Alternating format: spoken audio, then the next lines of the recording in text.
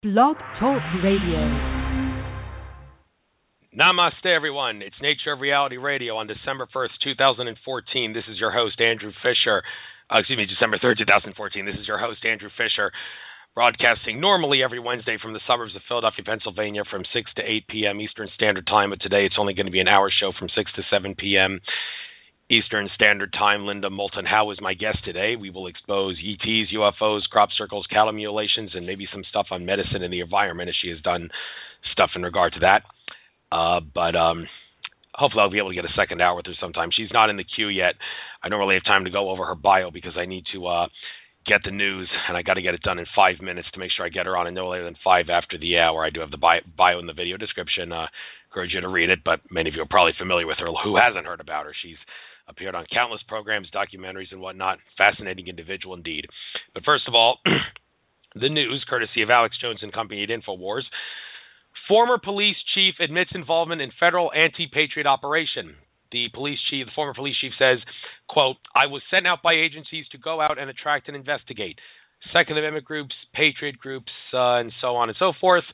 Yes, not shocking. They want to create a police state upon the American people and the rest of the world. So shouldn't come as that much of an astonishment that a police chief would come forward and say that the feds were trying to use him as a guinea pig to enhance that police state. So let's make sure the police stay awake and don't walk into the trap, shall we? Next article, red linked. Eric Garner, killed by police for tax evasion. The cop choked Garner to death for selling untaxed cigarettes. Untaxed cigarettes. Well, when it comes to taxes, there's a lot of debate in regards to that. My former guest, Eddie Craig, he talked about how he once realized that the statute said only corporations have to collect sales tax on the business, and he decided he wasn't going to do that, and he went through hell for that. And similarly, this guy is selling untaxed cigarettes. When it comes to taxes, how can it be illegal to not pay money you never owed? That's how you know taxes are voluntary. And yet this guy gets killed for tax evasion. Yeah, taxes are voluntary. How can it be illegal to not pay money you never owed? It can't be. Not to mention the IRS is privately owned. Google the phrase, or should I say start page, because the NSA doesn't monitor startpage.com. Start page, Puerto Rico Trust Fund number 62, because that's what the IRS is, Puerto Rican Trust Fund number 62. The United States Corporation that masquerades as our government, it actually has its headquarters in Puerto Rico. Thank you, Winston Schaut, for telling me that when I had him on my show. Our next article, globalists applaud Obama's amnesty and the war on the Constitution. Obama's executive amnesty paves way to European Union-style North American Union. Yes, the powers that be, they want a European Union, North American Union, African Union, and they have the European African Union, and they also want a Pacific Union, and then they want to merge everything into a global world government, a global totalitarian government, and we don't want that now. So the globalists, they're going to applaud Obama for this king-like, dictatorship-like executive amnesty thing that he's done, which he has no authority to do, and attack the Constitution. It's sick and disgusting. Constitution, states' rights you already have, but still we should respect it. Founding fathers did a lot for us. Next article, war industry ready to profit in battle against Islamic State. Organized war and murder now major industry in the United States. War and murder a major industry. Yeah, it doesn't have to be like that, folks. It doesn't have to be. Why do we keep fighting wars? Because the powers that be want to keep us in fear. And they're using the phony threat of Islamic terrorism to do it. 9/11 was an inside job, need I say more. Next article, Obama meets with Chinese internet censorship czar. State Department under Secretary urges cooperation with figure who implemented prison sentences for online government critics. Yes, YouTube is censored in China because they don't want them exposing government corruption and corporate corruption. But in America, we still have the YouTube, so let's not use it. Let's not suffer the same fate as the Chinese. And the globalists have strongly allied themselves with China because China is their model for global government. Next article, top video confrontations between citizens and politicians. Everyday people send political heavyweights scrambling. Yes, always expose your politicians for the frauds that they are if they truly are frauds. We need people to do that. Don't be afraid to do that. They're your servants. You are your masters. You are the politicians' masters, the people are. So expose them. Next article, NATO and Russia move closer to war. NATO encourages Russia's neighbors to arm regime in Kiev. NATO and Russia going to war against each other. Yeah, NATO, that's supposed to be the global army. It stands for North Atlantic Treaty Organization, but expands way outside the North Atlantic. And the powers that be want to use that as their global de facto global military government. Their military for their global government. But Russia, Putin being an arrogant jerk that he is driving the globalists crazy, but they still like him because he's an arrogant jerk. And last article, Rand Paul. John McCain wants another 15 wars. If I'm ever commander-in-chief, I will not want to take the country to war. Yes, you shouldn't, because wars are only good for fear, and we don't want fear. So I believe this is Linda Moulton Howe, area code 505. Area code 505, is this Linda? Yes, it is, and I apologize for being a little late. I was delayed from a meeting, and I didn't have your phone number with me, and I apologize. Well, actually, you're right on schedule. I wanted to get the news done quickly so I could get started as soon as possible. But you know what, since we mentioned that, I do like giving all my guests a second hour. Do you think maybe sometime in the near future you might be able to get a second hour in on my show so I can help you get all these important details out in much greater detail? Yeah, I'm happy to. Okay, well, I guess we'll talk about that at the very end of the show. Glad to know that. But let's get started right away. I was at the MUFON Symposium in Cherry Hill, New Jersey, and I did see that presentation where you talked about how there was a razor blade that looked like, a UFO that looked like a razor blade and a knife all packed into one and all, and you did a lot of research on that. You followed the rabbit trail, and it eventually took you to a crop circle, which resembled a symbol that you had seen before. We got to do this show on the fly because I want to get many subjects in. So try to limit this to a 15-minute abridged version of that presentation that you gave. Tell us all about that, please. What crop formation are you referencing? I believe there was in your presentation. In that presentation, you talked about how you had followed the rabbit trail, followed a bunch of clues. You saw a symbol of some sort, and then you saw a crop circle that looked like that symbol that you had found in your research beforehand. Do you know what I'm talking about? I think you're referencing a segment that I did for Ancient Aliens on the History Channel, and it related to work that I had done at my news website, earthfiles.com, where I had driven down to southern New Mexico. I live in Albuquerque, and I went down to Portales to meet with a professor who had contacted me along with a man who lived in the Portales area, who said that he had found in the El Capitan mountain region, which is not close to Roswell, but in that general vicinity, a strange rock. And the rock was hard, and he had taken it to this professor at the university in Portales to have it examined because it had a symbol carved into it. The day that I was there, which was approximately 4 years ago, we went through the same research processes that the professor had done, exposing the rock to a cutting tool, to an energy dispersive spectroscopy to analyze what it was made of. And the bottom line was that this small rock, not much more than about an inch and a quarter in diameter, but a very odd, if I said iron, you will think too red. This is a brownish red stone. It was very unusual in color. And I remembered a crop formation that I thought resembled this, and had in fact done research and had found a crop formation pattern that I took with me to the university. And when we had this stone under the microscope and on the table, and we had the photograph of the crop formation, we all agreed, the professor, the man who found it, and myself, that we were looking at basically an identical pattern in a rock that the man claimed that he had found during a hunting. He was out hunting in the El Capitan region, and that it was so unusual that he picked it up, kept it, and decided to have it investigated at that university.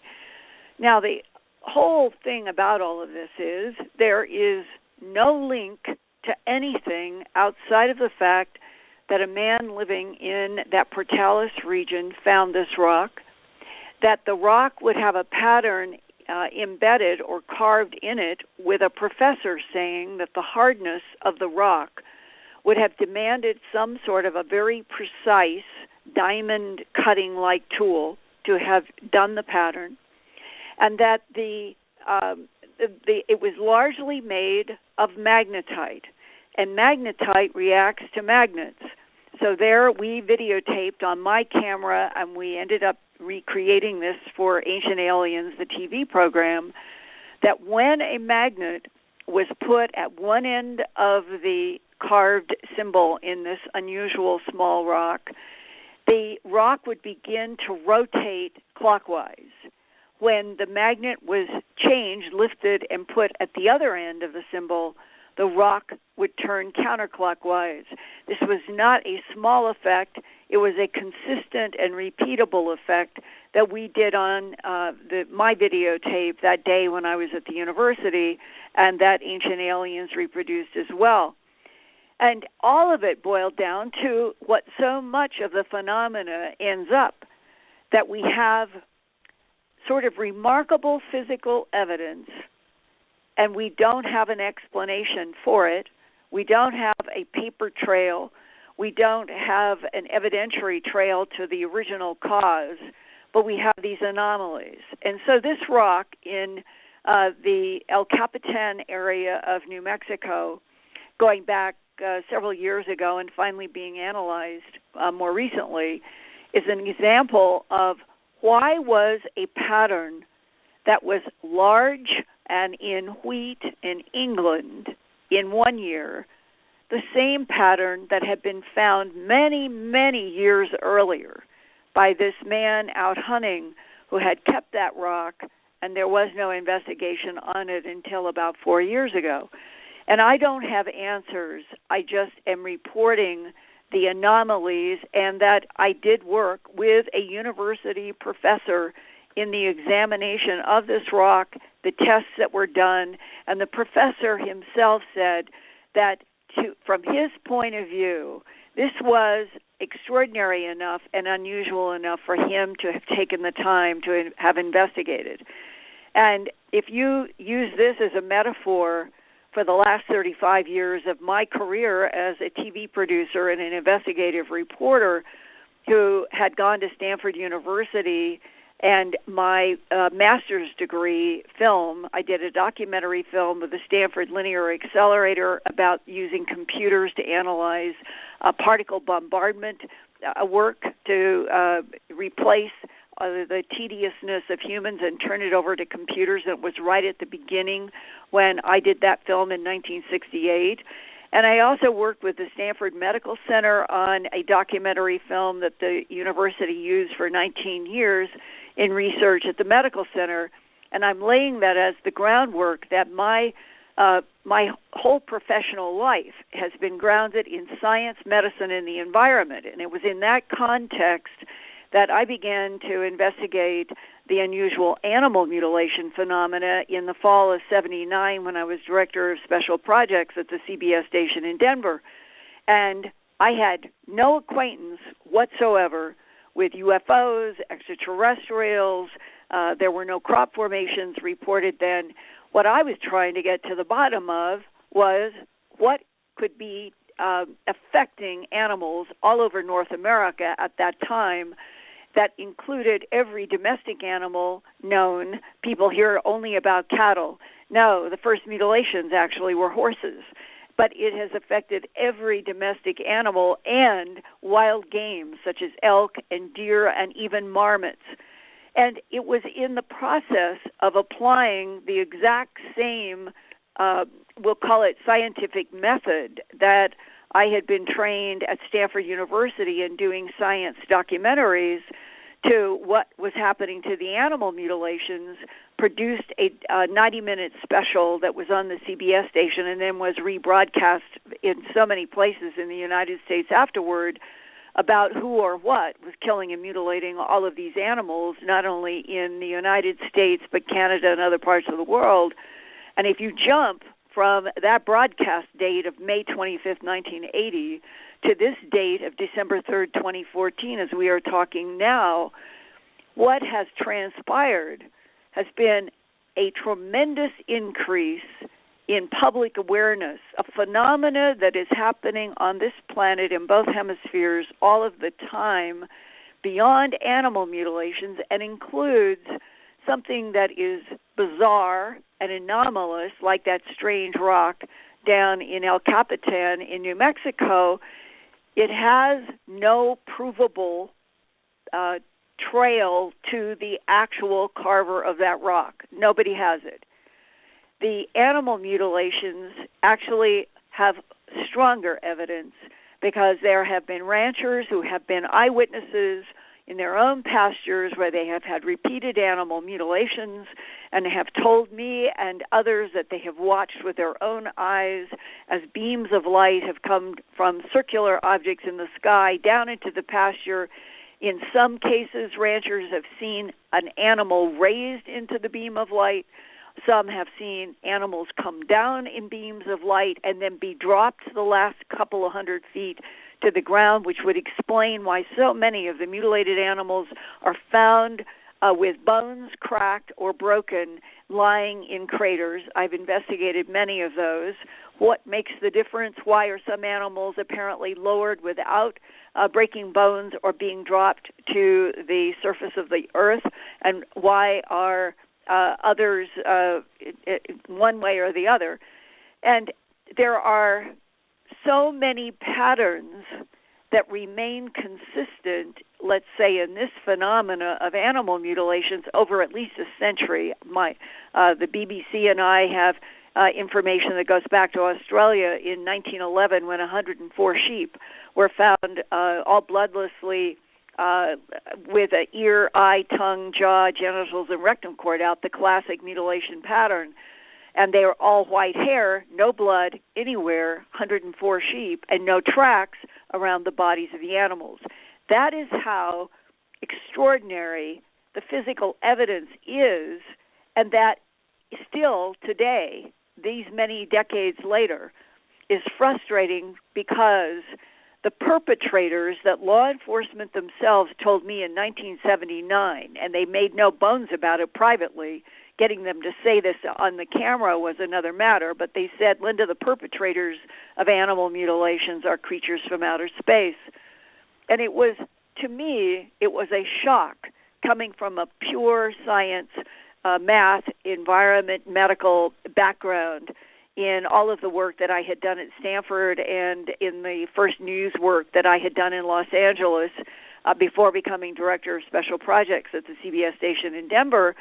It was a shock to me in the beginning in September of 79 to hear law enforcement saying, Linda, the perpetrators are creatures from outer space. And I had to walk through a kind of Alice in Wonderland mirror to keep going with that project and opening my mind to the possibility that something from outer space was in fact interacting with this entire planet, had been apparently for centuries. The animal mutilations were not a new phenomena, but they were new to the modern mind, is a good way to put it. And today, animal mutilations are being reported as we are speaking today all over the United States, Canada, Brazil, Peru, Argentina, and they range today just as they did when I started investigating in September of 79, large animals, smaller animals, all domestic animals and wild game. And so your question provokes in me, and this question about this pattern on that rock, that there's nothing that can prove anything about that story in terms of who, what, and why. But there is enough physical anomaly that a professor in a university took time and money to investigate it. And the best that I can ever do as an investigative reporter who really honors the pressure of fact and nothing else, it's the only thing that's ever motivated me in my professional life. What are the facts? And no matter what the current political, we'll call it what is politically acceptable philosophy is, I don't care. I think that we who are in journalism, that we owe the public efforts to try to get to the bottom of all kinds of mysteries, and that reporting the facts, it means that you have to try to follow the facts where they lead, no matter what, and that the conclusions often are problematic in trying to report to a world in which governments since World War II have had strict policies of denial, insisting that we're alone in this universe, that there are no such things as extraterrestrial biological entities or creatures from outer space, when in fact it is, without doubt, the most important secret of the World War II allies, the United States, England, Canada, and Australia. Thanks. Get to what crop circles actually are in just a moment, but I do need to ask you a hard question, Linda, and one reason I have to ask this is, well, one thing I take very seriously on this show is bringing to light contradictory and conflicting information made by people in the similar area of research. And the fact is, I did have Suzanne Taylor on my show before, and she asserts that the crop circle that you are referencing, if this is the one in question, is a fake. And she said Linda refuses to acknowledge that it's a fake, even though I believe it is. I hate to bring this up to you, Linda, but I'd like to give you the chance to maybe speak your case about this. Could you perhaps debunk Suzanne Taylor, dare I say it, debunk, and say that crop circle is not a fraud after all? Did you ask Suzanne Taylor for her proof that the crop formation in England was made by something other than a phenomena? I did not ask her that specifically. She just told me our information, and she used the word our. Our information shows that it is a fake. That's well, what she if told you're me. going to respect credibility and the pressure of fact on the show that you are doing, then you don't take a statement like that from anybody, myself, Suzanne Taylor, or anyone, that is a blanket statement when proving anything about the source of crop formations is as difficult as proving the source of the carving in the rock in Portales and El Capitan. She doesn't know. She's just making a wild statement. A wild statement. I mean, well, I can... Wild, meaning wild, you pick out statements. You would have to have proof to make any statement that a crop formation was other than the phenomena that we have all been trying to study since basically the 1980s. Do you understand the point I'm making? Yes. Yes. For anybody, you, me, Suzanne Taylor, or anyone, to make a blanket statement that X crop formation was a hoax demands proof of the hoax. Otherwise, no one can make that statement credibly. Yes, and I didn't get into detail with that on the show with her, but it's not an argument. I know. It's not an argument on the face or at the beginning of the statement. Right, fully understandable, Linda. One thing about crop circles I do want to quickly cover. In my interview with George Kavaslis, I asked him what exactly are crop circles, and he said it is a percentage factor. The vast majority of crop circles are made by extraterrestrials, if that is the correct word, extraterrestrials, who are trying to guide humanity in a particular direction. They're all benevolent in their unique way, George said. And he said, if you were to look at a crop circle, it is the real crop circle. Like what we see is, for all practical purposes, a two-dimensional representation in the crop, and outside visible light, there is a formation that looks a lot more beautiful than what you see in the ground. And David Icke, in his book, The Biggest Secret, at the end of the book, he did talk about how the government does have the technology to produce phony crop circles if they wanted to. And it has also been said that crop circles can be formed by the consciousness of Mother Earth, and also people meditating together can create crop circles. If enough people do it and they give enough energy and enough commitment, they can form crop circles in the ground. But could you perhaps agree with George's assertion that maybe he's right when he says that about 70% of crop circles are made by extraterrestrials trying to guide humanity in a particular direction, utilizing the metaphysical energy of the crop circle? No, George is a friend, but I 100% disagree. There has not been, to my knowledge, and I think it would be fair to say that most of the investigators, whether UK, US, Denmark, or any country that have actually investigated in the fields crop formations from the end of the 80s to the early 90s, and I'm in that category, there's not been one shred of evidence anywhere tying extraterrestrials to crop formations. That is, I think, a firm statement that most people who have investigated for a long time would agree.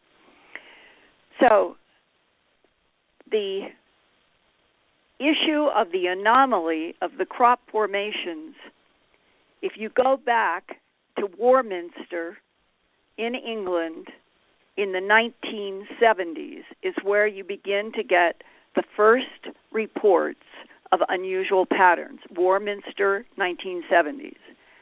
When you get into the 1980s, still in England, when you go to newspapers, archives, there were a few photographs and a few reports of unusual patterns that were being found in crops in Cheesefoot Head and some of the places that by the early 90s would repeatedly have crop formations. But I'm taking you back to the beginning of the phenomena. By 1990, I believe it was, the very first reports were on American television in programs such as 2020. Barbara Walters was one of the anchors there then, and she reported about crop formations. I believe 60 Minutes did a report about this unusual phenomena that was occurring. Specifically at that time, I think they were focused on Wiltshire in England, which for reasons unknown has had the most crop formations, starting with what in the springtime, it's the beautiful yellow canola, and then as the crops evolve each season from canola or rapeseed in the early April to May, then barley and wheat and a few other grains, the patterns were not being crop-specific. The patterns were evolving with the season until harvest in all of these different crops. And for reasons that no one understood, at the time, it seemed to be focused in the beginning in the English Wiltshire County, but I was the senior producer and original concept creator of the television series called Sightings. And we were working on that in Los Angeles I was there for 5 or 6 months in 1990. And in October, I think it was October 18th of that year, was the first broadcast. And we had been working with long distance with trying to get footage and photographs of the crop formations, while simultaneously some of the news programs in England and the United States and that 90 to 91 year period is when crop formations were photographed in media in 23 countries. And I remember that specifically because we were counting up the countries of the photographs from that period. In that 1990 to 91 time period, there were complicated patterns in wet, water-filled Japanese rice paddies. They were in many countries of Western Europe, some in Middle Eastern Europe, in Canada, the United States, I think Mexico, some in Australia, and right now I can't give you all 23 countries. That was at a time when the sheer number of patterns that were happening simultaneously in the same 24-hour period in countries as far apart as Japan, England, the United States, and so forth, was underscoring that something was occurring that was not comprehensible. Later on, when the Matthew Williams, John Lundberg crowd from London who I think were paid, not provable, but I think that they've been on somebody's payroll to muddy the waters, to put the media and the public, the general public, at an arm's length distance from crop formations for reasons that are still not clear. But that was around 1993 to 94 when that group started advertising what they called crop circle hoaxing contests. At that point comes in the misinformation about what humans might do.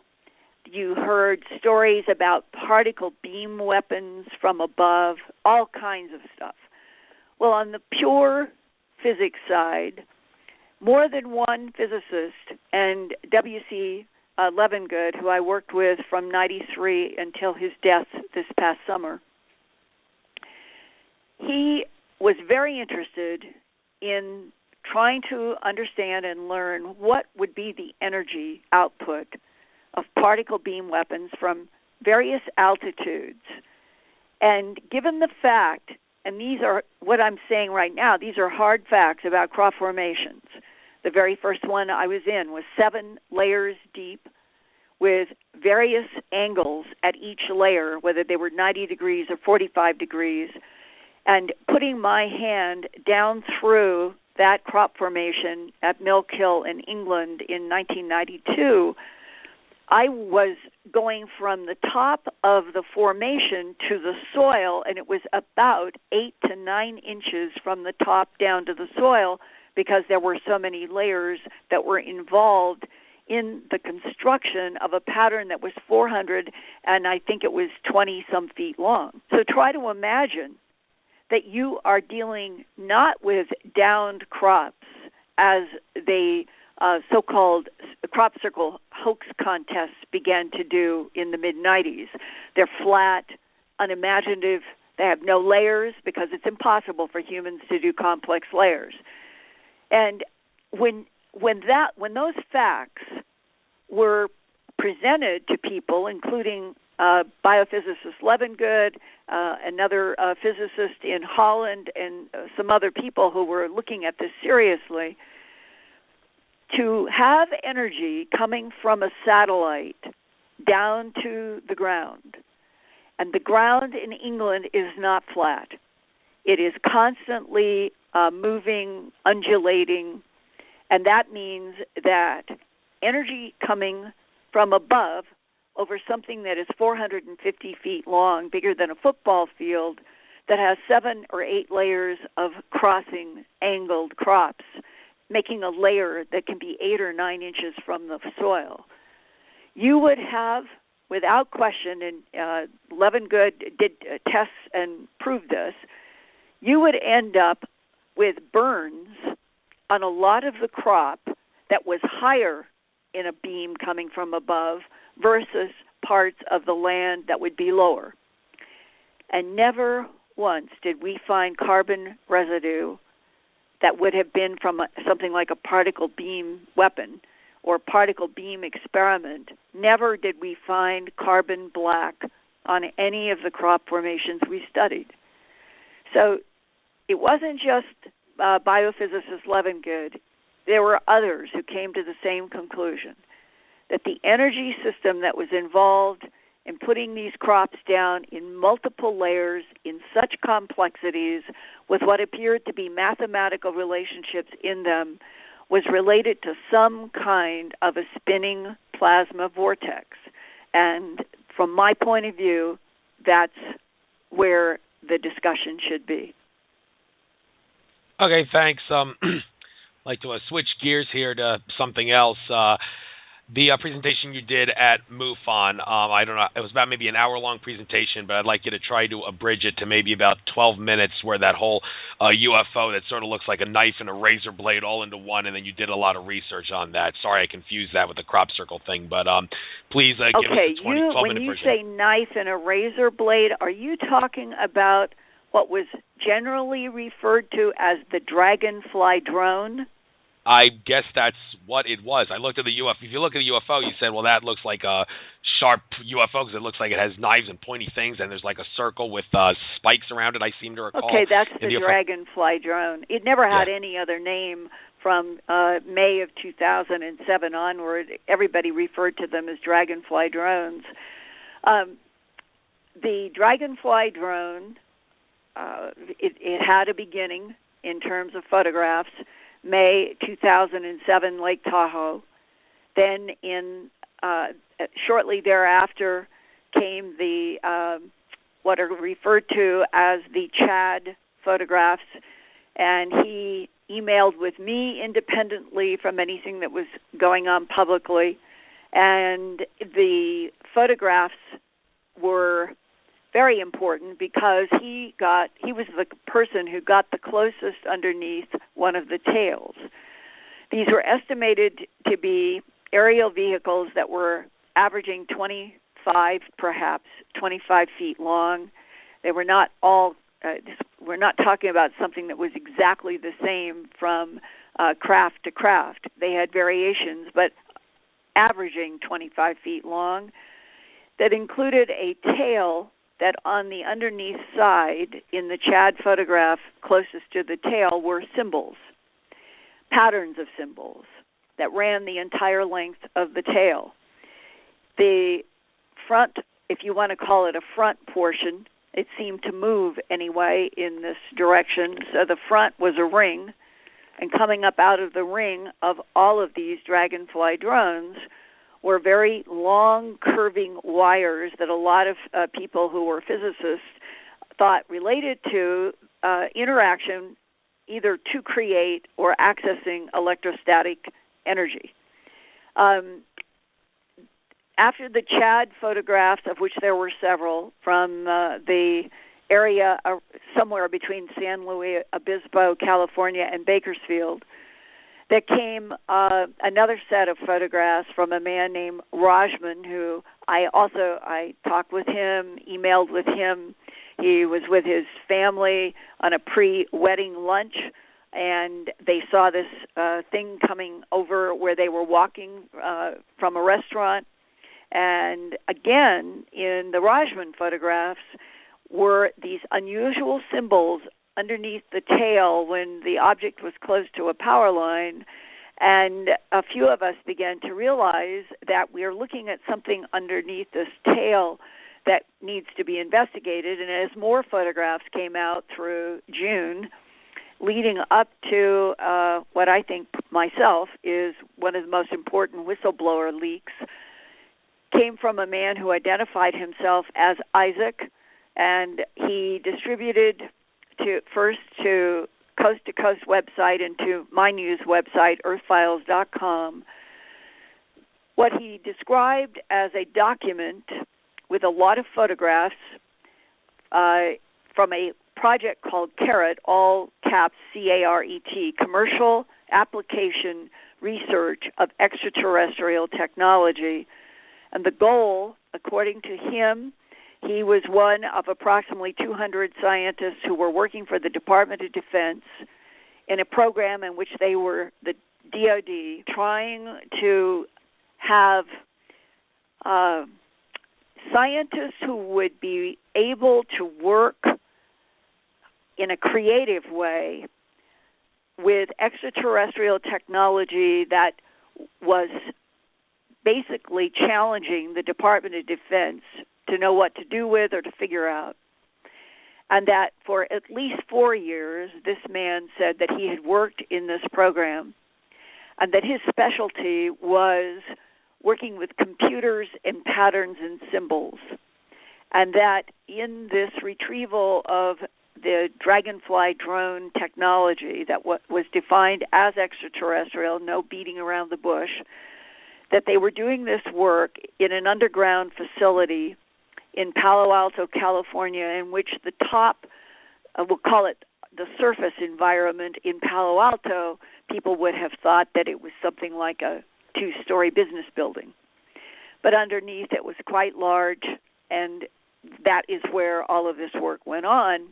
And during this 4 years that this particular person in the mid-'80s was involved, he decided for reasons that he made clear in the download of the document and the images, that he was provoked by the photographs that Earth Files was showing and Coast was showing of a technology he recognized as what they were trying to back engineer in Palo Alto. And it is a fascinating document, and the hour presentation you are referencing, I think it was a 90-minute presentation, is a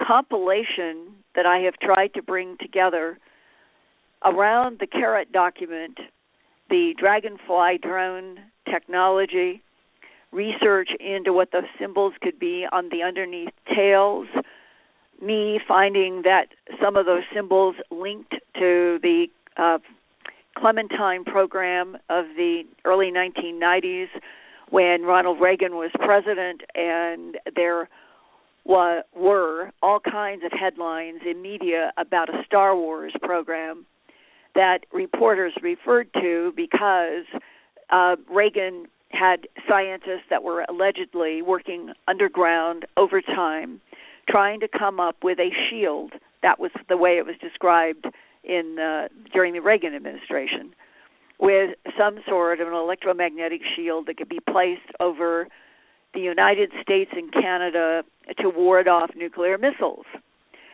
Well, in 2007, with the appearance of these strange dragonfly drones in several places with many photographs, and my becoming aware that there were people who were involved with seeing a dragonfly drone in a military hangar in 1980, I believe it was 89, on a military base, it was defined in 1989 as a complete and total unknown. So you could ask, why in 2007, May and June, would there suddenly be a spate of these strange dragonfly drones with their symbols on their tails that seem to match to work that was done on the moon, photographing the moon in the early 90s in the Clementine program? What was the relationship between NASA, the Moon Project, the NASA or the Reagan administration Star Wars program, the Dragonfly drones, and as Isaac said, there was no qualifiers.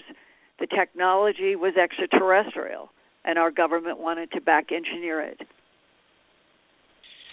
All right, I'd like to go back to cattle mutilations for a moment, because in my interview with John Ventry, he did actually give a little bit of a description of an eyewitness account, I guess, of I don't know how the eyewitness would have seen this, but the extraterrestrials in question, he said they had like a Michelin man suit, and they're the ones who somehow he connected them to doing cattle mutilations, and that reminded me, I remember in my interview with Ray Kusalandich, an ET contactee, one of the 32 ETs that he's contacted has like a stereotypical movie spacesuit outfit, like something out of the movie The Day the Earth Stood Still, and it's like a white collar, like a Michelin man suit collar, and he said that those extraterrestrials, they are not malevolent, but they could care less for humanity. They could care less if we suffer. He said they're just here for information, and I cannot help but wonder if maybe the information they're looking for has something to do with the information they gather from cattle mutilations, if that is the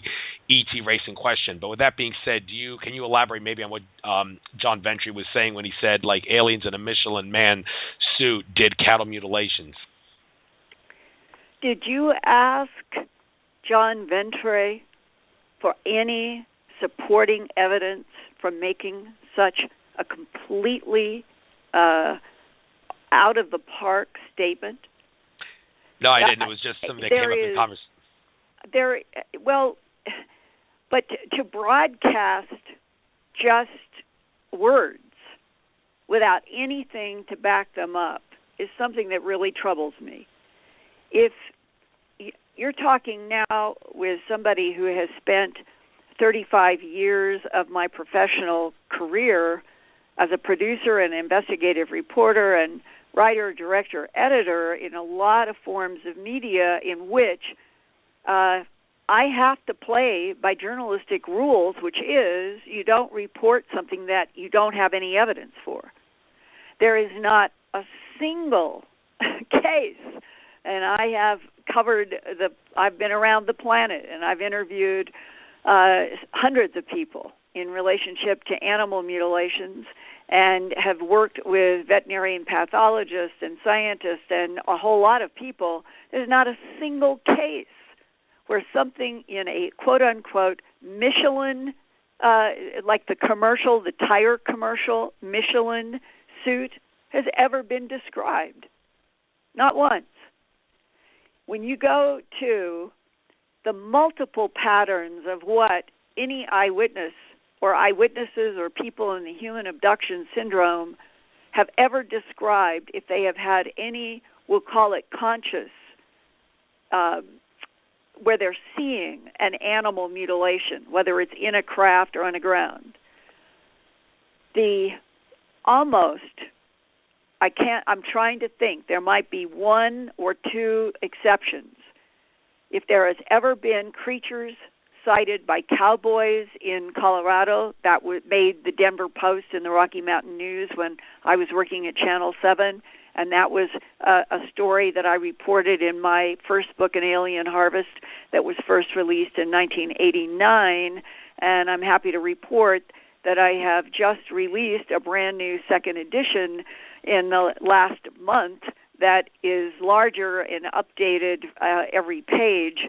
And An Alien Harvest, I think, offers a tremendous amount of facts and documents and photographs and maps, which I think is so important to bring to bear in all this. So what is the one most common denominator or description? It would be something in the category of the 3 to 4 foot tall, gray-skinned entities, often with the large black eyes.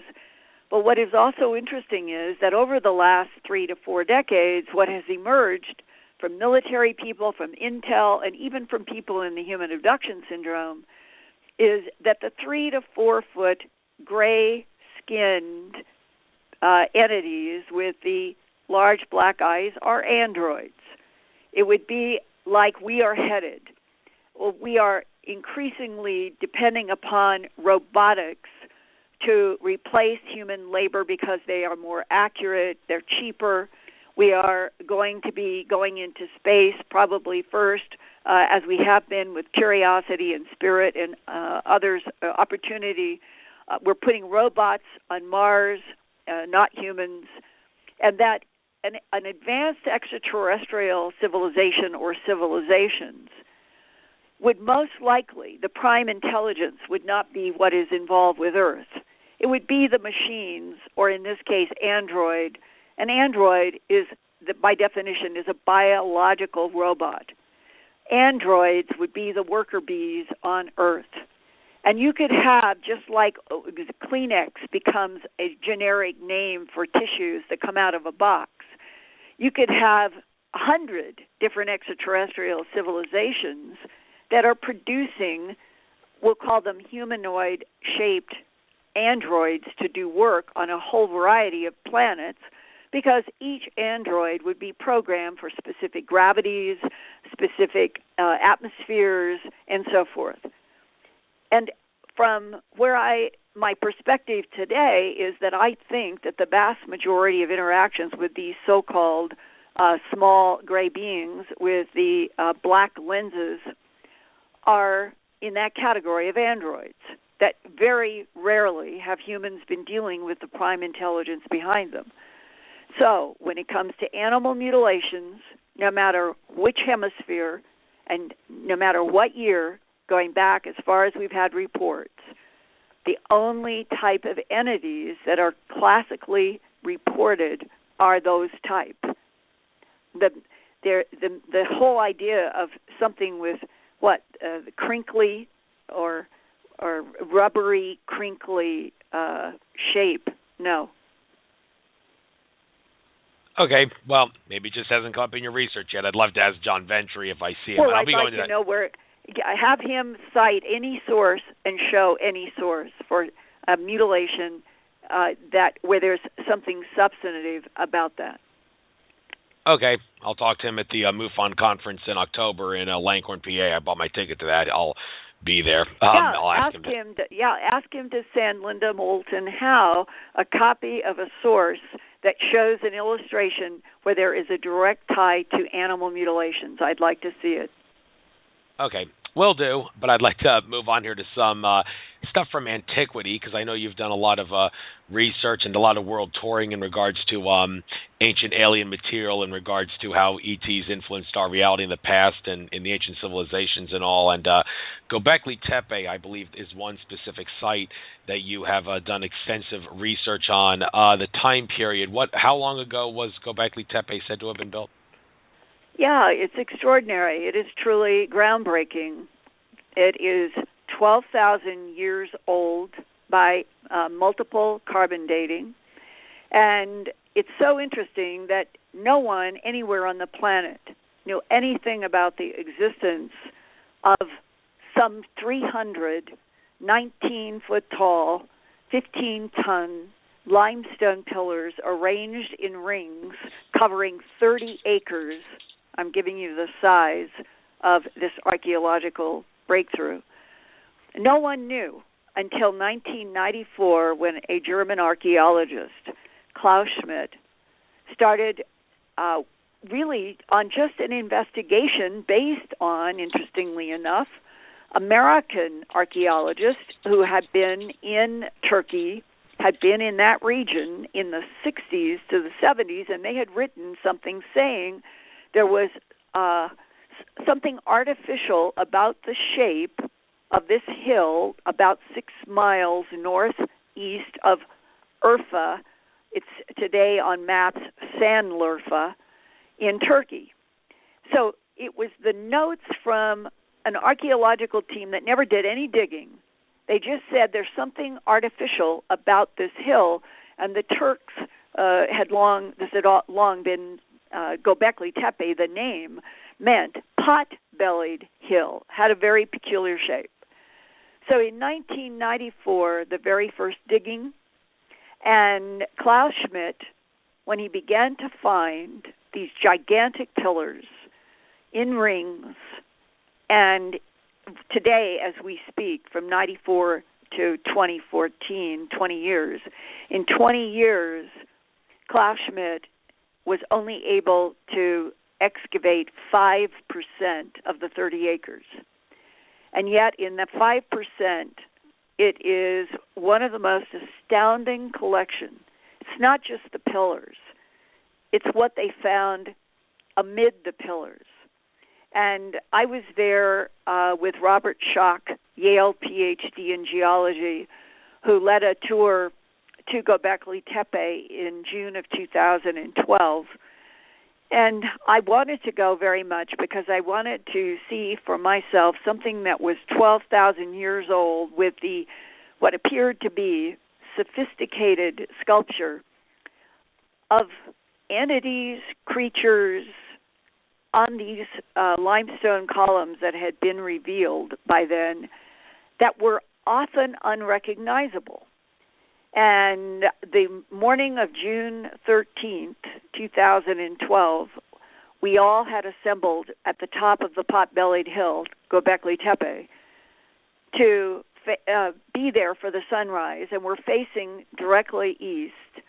And I wanted to experience, as the first bit of the sun came up above the eastern skyline, I wanted just my own personal experiment and experience to just turn 180 degrees and see where the first light of the sun would first hit down inside of what has been excavated. And I say down in.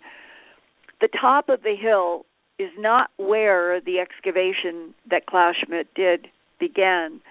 It is actually lower. It is like he chose to begin in a bowl that was probably easier to access from a nearby road.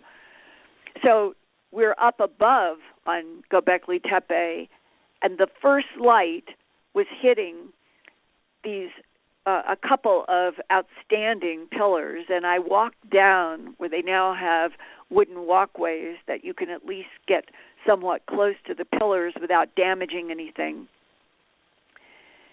And as I stood there, my entire life, I've traveled all over the planet. I have done all kinds of science and environment reporting.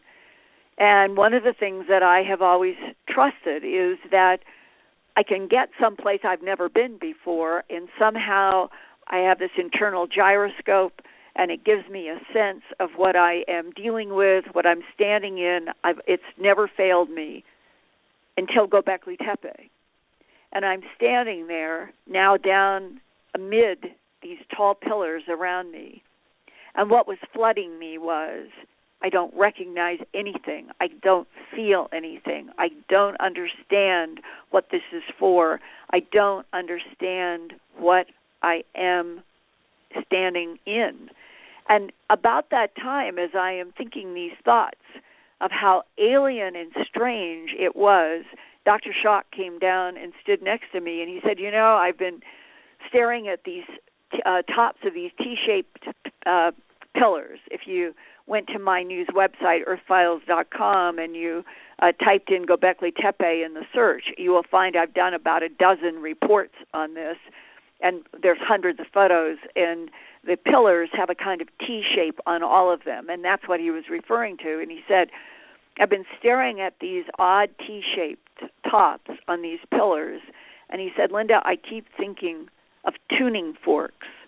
I wonder if this entire hill with all of these pillars, of which only 5% have been excavated, were designed to resonate in a field that would be projected from above by some sort of, and he was thinking a machine, i.e. extraterrestrial machine.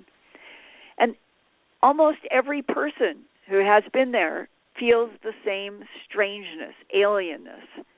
And so I have hypothesized, none of us have proof, I have hypothesized that 12,000-year-old Göbekli Tepe could be one of the first excavated examples of extraterrestrial terraforming on this planet for reasons unknown.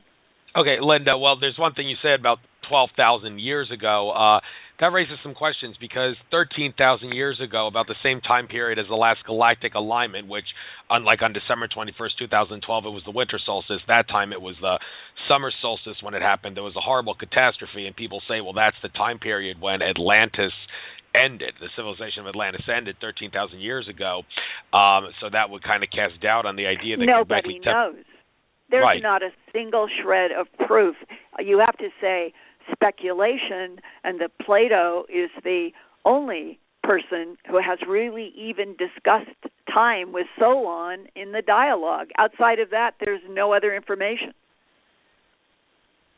Okay, so I guess you don't really want to speculate on whether Göbekli Tepe is tied with Atlantis. I can respect that. Just so you know, even though I have 2 minutes left on my clock here, it is possible to go 50 minutes or so after showtime, although you say you only wanted an hour. How much longer are you willing to go on this show before you want to call it a night and maybe try to do it another day? How much longer? It's that I am back-to-back with a 2.5-hour radio program that I have to start in another half hour. That's why. Okay, so I'm doing another 2.5-hour different broadcast after this one, so it would just give me time for a break. Why don't we try to see if we can do another hour at some point? Okay, so you want to end the show now? Well, I do appreciate this, and you would not have known that I had this other long radio broadcast, and that's why I'm saying I would like to have the break now so I can get ready for that one. All right, I respect that. But before I let you go, as far as getting that second hour into my show, because you did say you can talk for an hour about cattle mutilations, and by God, I got so many more questions about that, and maybe a couple of other things. So is there any, I can't do a show with you on a Wednesday because that's when I schedule all my other guests, and I usually don't let the same guest on my show twice because I try to get as many different people as possible before giving the same guest double dips, but I can certainly treat you as an exception to that just to make sure you can get a second hour. So in the coming week, I can't do Friday or Saturday or Sunday. No, I wouldn't have any time till February. So look at your calendar in February. and send me an email suggesting a date and a time, and I'll see if it works. My calendar, I have things now on my calendar into September of 2015. Okay, February. So, I will at the very end of January. I'll contact you and we'll try to elaborate on all this other stuff. So I will bid you good day, Linda. Namaste. Take care. Enjoy. Keep up the good work. And I respect your style of always trying to find proof and solid evidence, but at the same time, I am a guy that likes to speculate and all. So, well, that's the best way to find answers, I feel. In this holiday season, let us all pray for more peace and less violence. Yeah, we need that. Don't want the powers that be to control us. Okay, Linda, take care. Later. Bye. Bye. Well, folks, that is the end of this show. Hopefully get on Linda in a couple months again. So, oh, my God, I forgot to check who I have on next week. And I do apologize to Sean Cohen for not being able to ask that question. Linda did want to go. There was really nothing I could do about that. But on the second show, I'm going to make a note of that. So next show, I'll make sure that I ask, why is there a decrease in UFO sightings, to make sure. I'll make it the first thing I ask. You have my word there, Sean. So without further ado, namaste. Sorry I didn't check to see. I could actually check now, but you know what? I'll just end the show. You guys will find out when I upload the link to the show for next week who my guest is scheduled to be next week. Just know I do have a guest. I just don't know off the top of my head who it is. So namaste, everyone. Take care.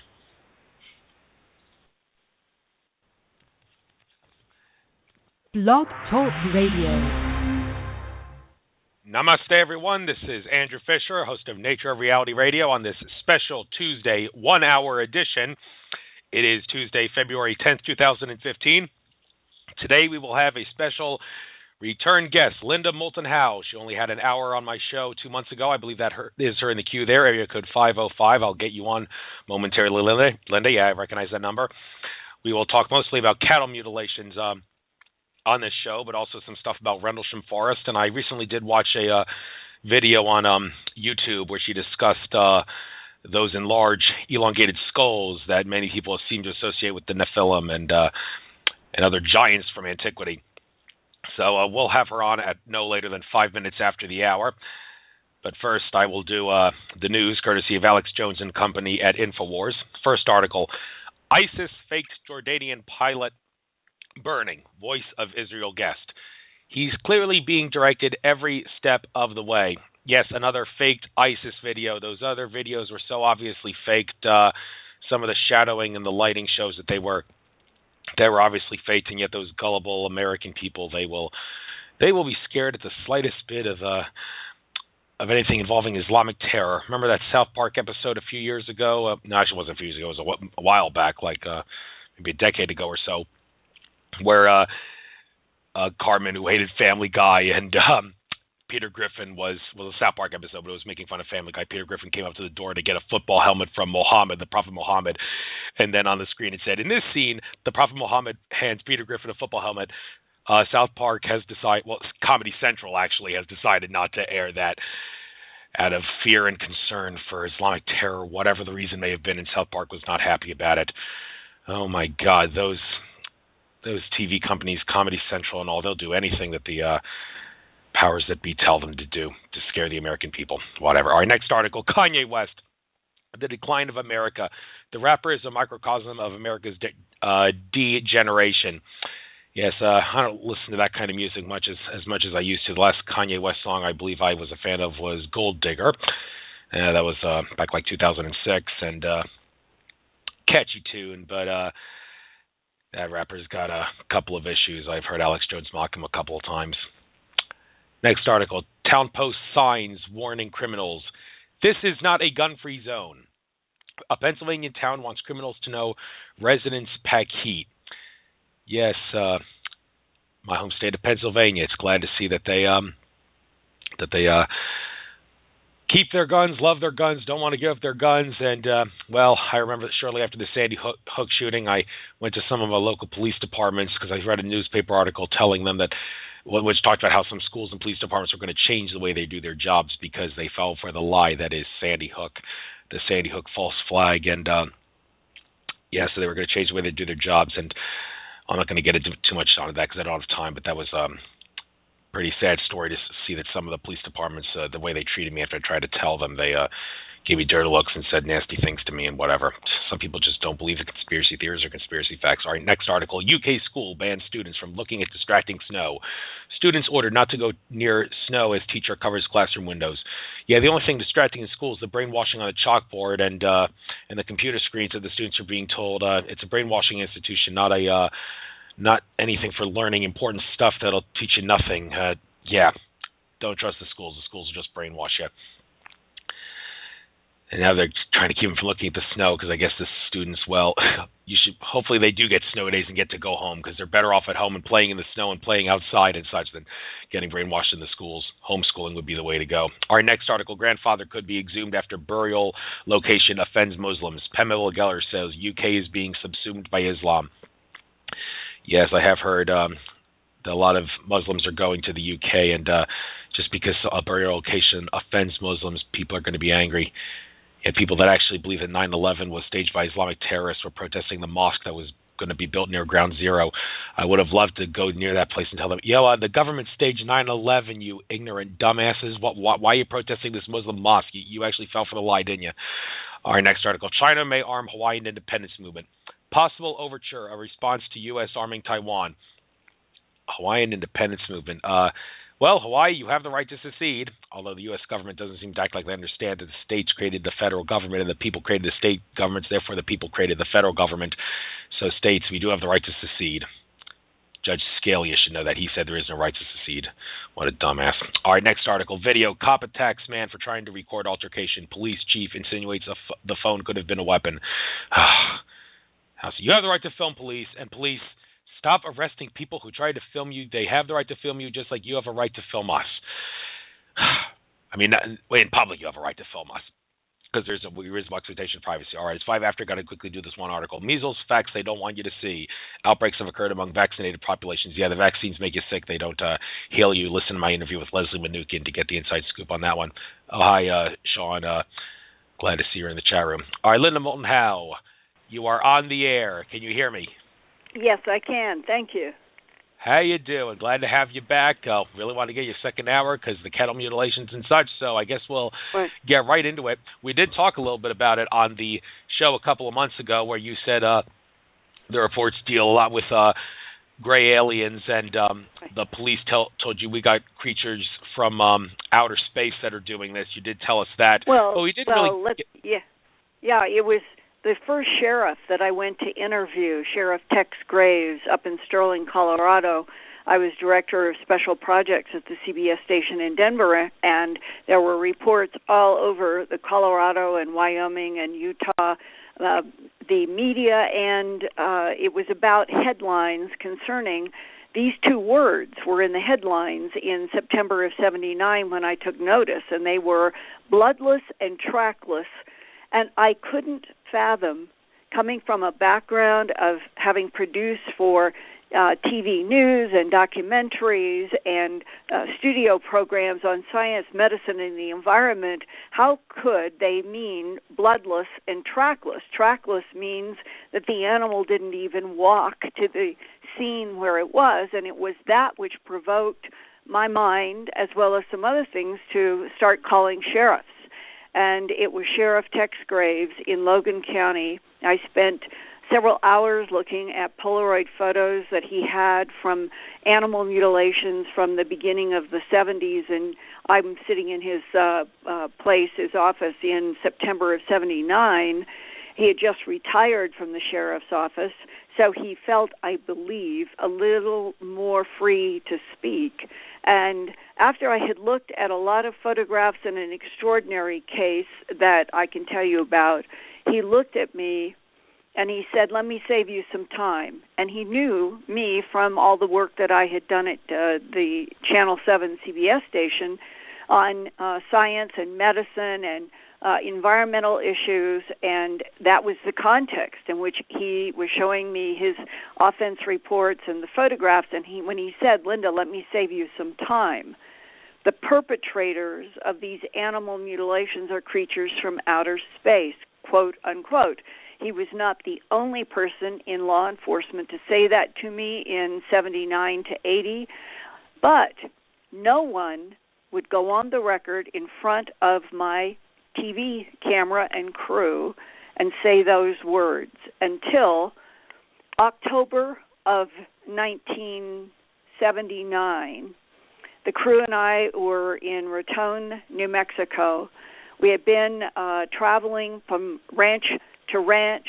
We had been filming some extraordinary mutilations. We had been talking with a lot of ranchers, a couple of fellow reporters, and talking to as many law enforcement people as would at least talk with me, even if they would not stand up in front of a camera, which was most of the time. And while we were on the road, I'm making phone calls, and I learned that there have been fresh mutilations down in a place called Walsenburg, Colorado, and Raton, New Mexico, in that area. And so I called up where I think at that time it was the district attorney's office, and it was in Trinidad. And I explained that I was with a TV crew from Denver, and we were working on trying to answer the question, who or what is killing and mutilating these animals? And the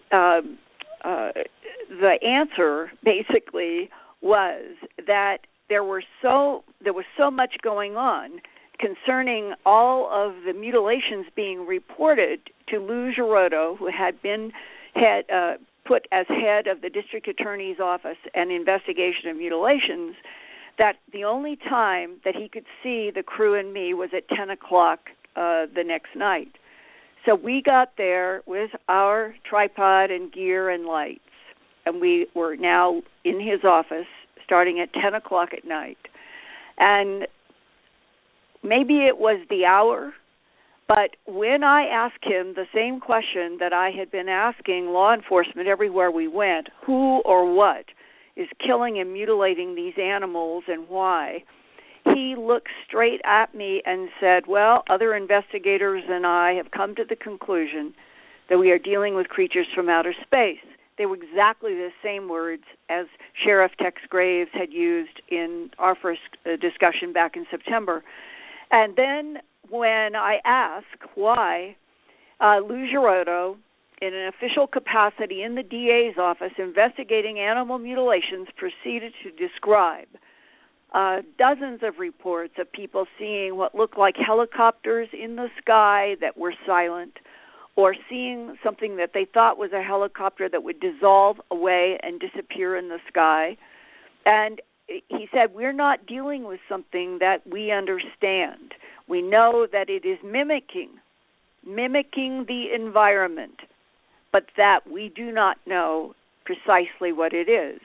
And in many ways, jumping to February 10th, 2015, as we're speaking live today, if you saw I have a series of shelves in my office in which I keep files on stories that I'm developing for Earth Files and for radio and television and so forth.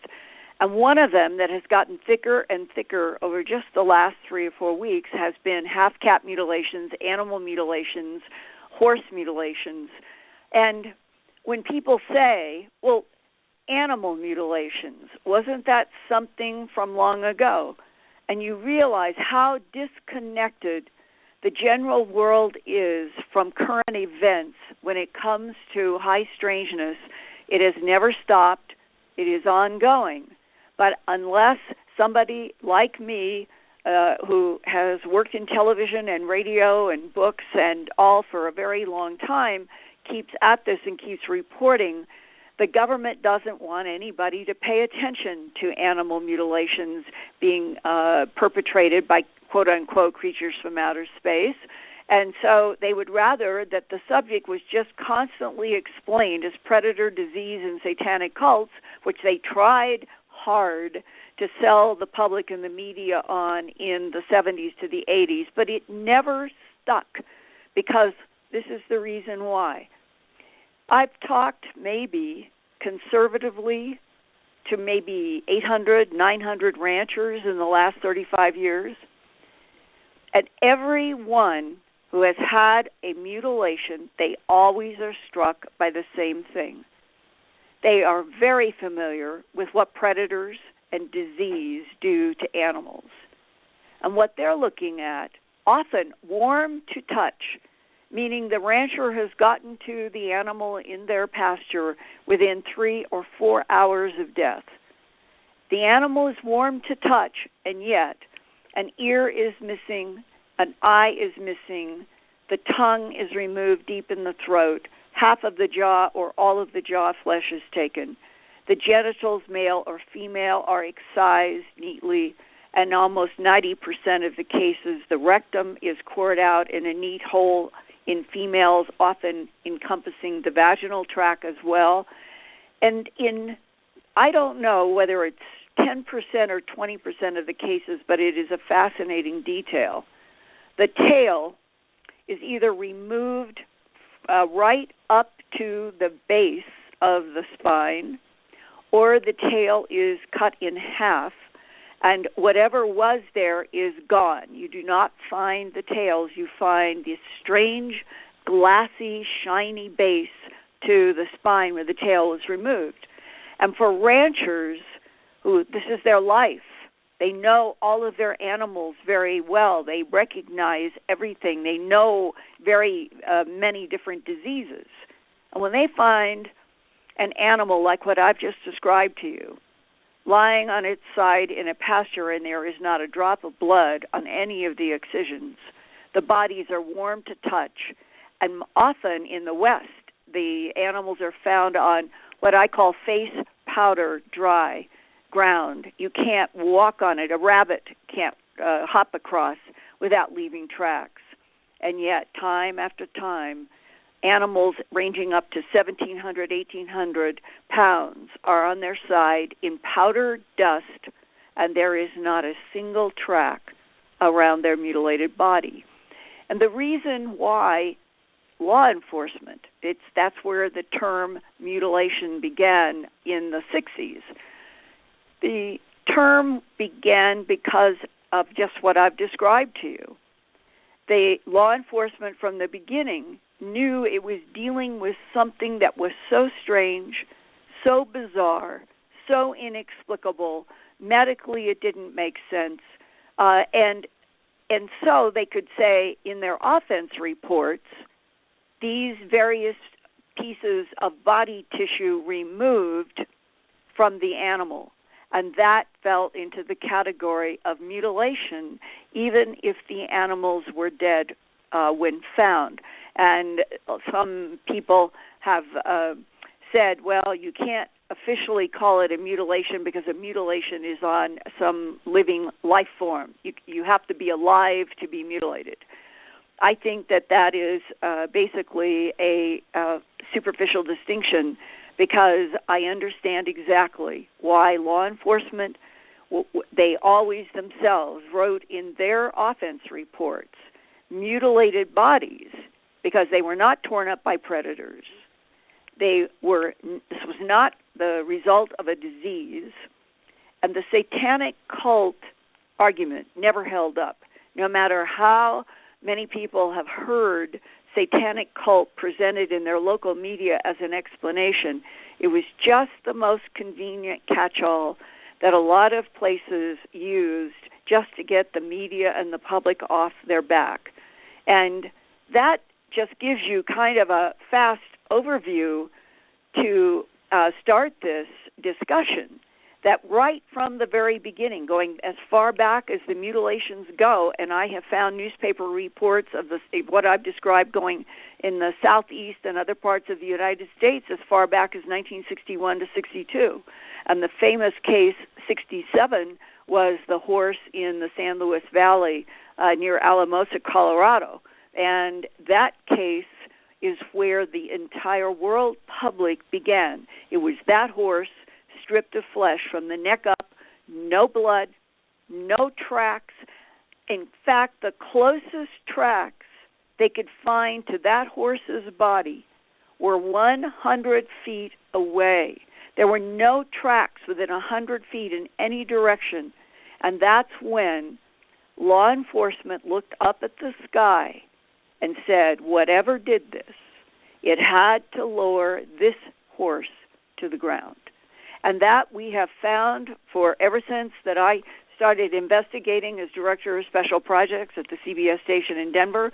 That was the one thing that in addition to the bloodlessness, was the fact that there were no tracks and that many of the animals, when they were subjected to any kind of necropsy, the veterinarians that did do necropsies, which are expensive and that's why they aren't done very often, that there were broken bones, especially in the hip and the back area, meaning the animals had been dropped from a height to the ground.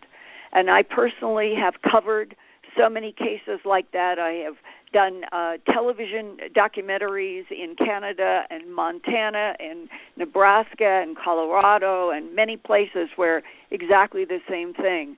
The animals have clearly been dropped to the ground.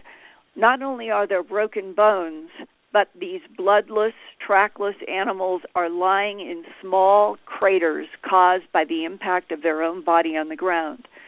And so for our discussion today, on February 10th, 2015, for you to know that what I've been laying out is the backstory on this worldwide phenomena since the 60s, and that today, in 2015, as we're going forward, there are brand new cases of mutilated animals coming to my office now on a regular basis.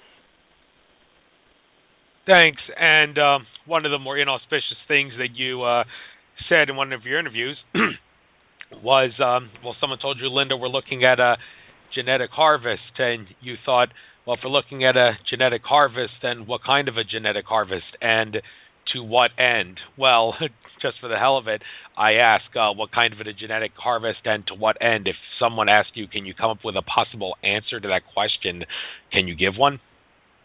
Well, I think in the last, probably since 2010, a whole new area of we'll call it the UFO extraterrestrial phenomena, just because it continues to become more and more complicated, but those are buzzwords that everybody understands.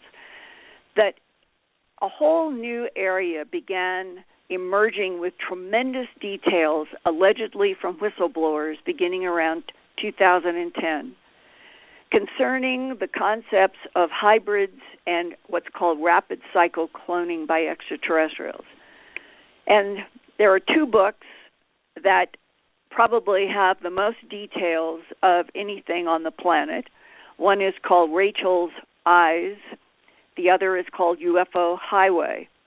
The author of Rachel's Eyes, co-authors, are Jean Bilodeau, a reporter in Cedarville, California, and Helen Luttrell.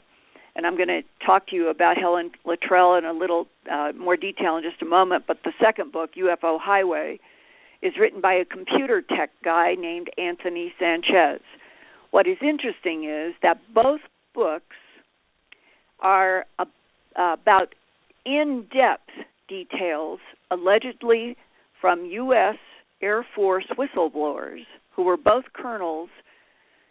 Neither author knew anything about the other person's book.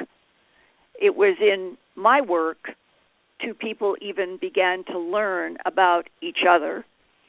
They still have not read each other's books yet. They're in the process of trying to get their books. And I'm stressing that to say these are two completely different backgrounds, cases, events, timelines, and yet the stories are remarkably similar. And the bottom line of it is Helen Luttrell was the mother of a young college student girl at American River College in Sacramento who was blind. And the daughter had been blind by childhood diabetes. And so the entrance into this college was a challenge to the mother and to the daughter to see if the daughter could do it, if she could survive. She wanted to try to go to college as a blind person and get a degree. That was her dream in life. So her mother made it possible, Helen Luttrell, for her blind daughter to enter this college in Sacramento, where the mother, Helen Luttrell, worked at Mathers Air Force Base there in Sacramento and had been working there for a long time.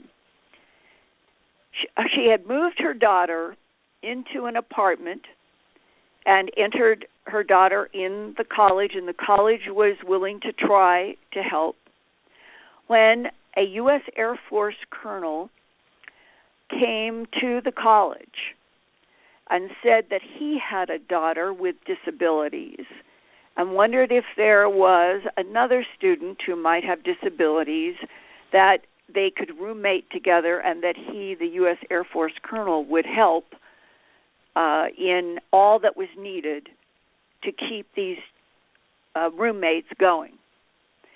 And the timeline was so close upon Helen being able to get her blind daughter into the school that she always thinks that everything was being monitored, and that they were looking, government, NSA, CIA, DIA, that group, now represented in this discussion as a U.S. Air Force colonel, that they were looking for opportunities in which to introduce an extraterrestrial human hybrid in some sort of a situation where the hybrid could learn from humans without being found out. And a blind person would be a perfect combination. And the assignment from the college tells or sets up this meeting. The money and everything is arranged, and now the daughter who is blind and the daughter of the colonel are now roommates. The blind girl just told Helen that she had a new roommate, very quiet, no bother, except that she had something that she put in the refrigerator to eat only once or twice a day, and the blind girl didn't understand, but that it was liquid. That was all that Helen knew.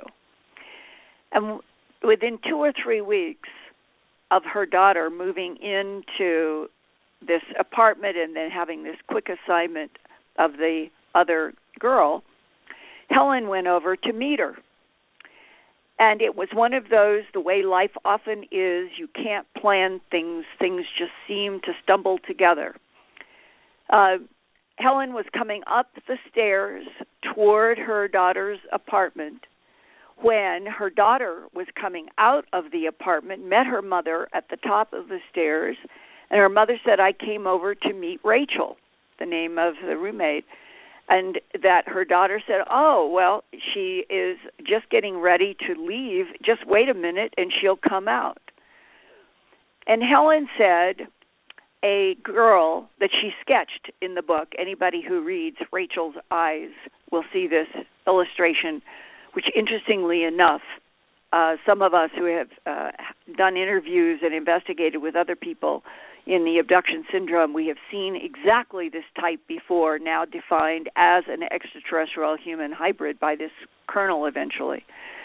And as this girl is coming toward them, Helen is realizing that she's very, very abnormal looking, with odd reddish hair, wearing very large glasses, dark glasses, is wearing a coat in a day where everybody else is not wearing coats and it's warm.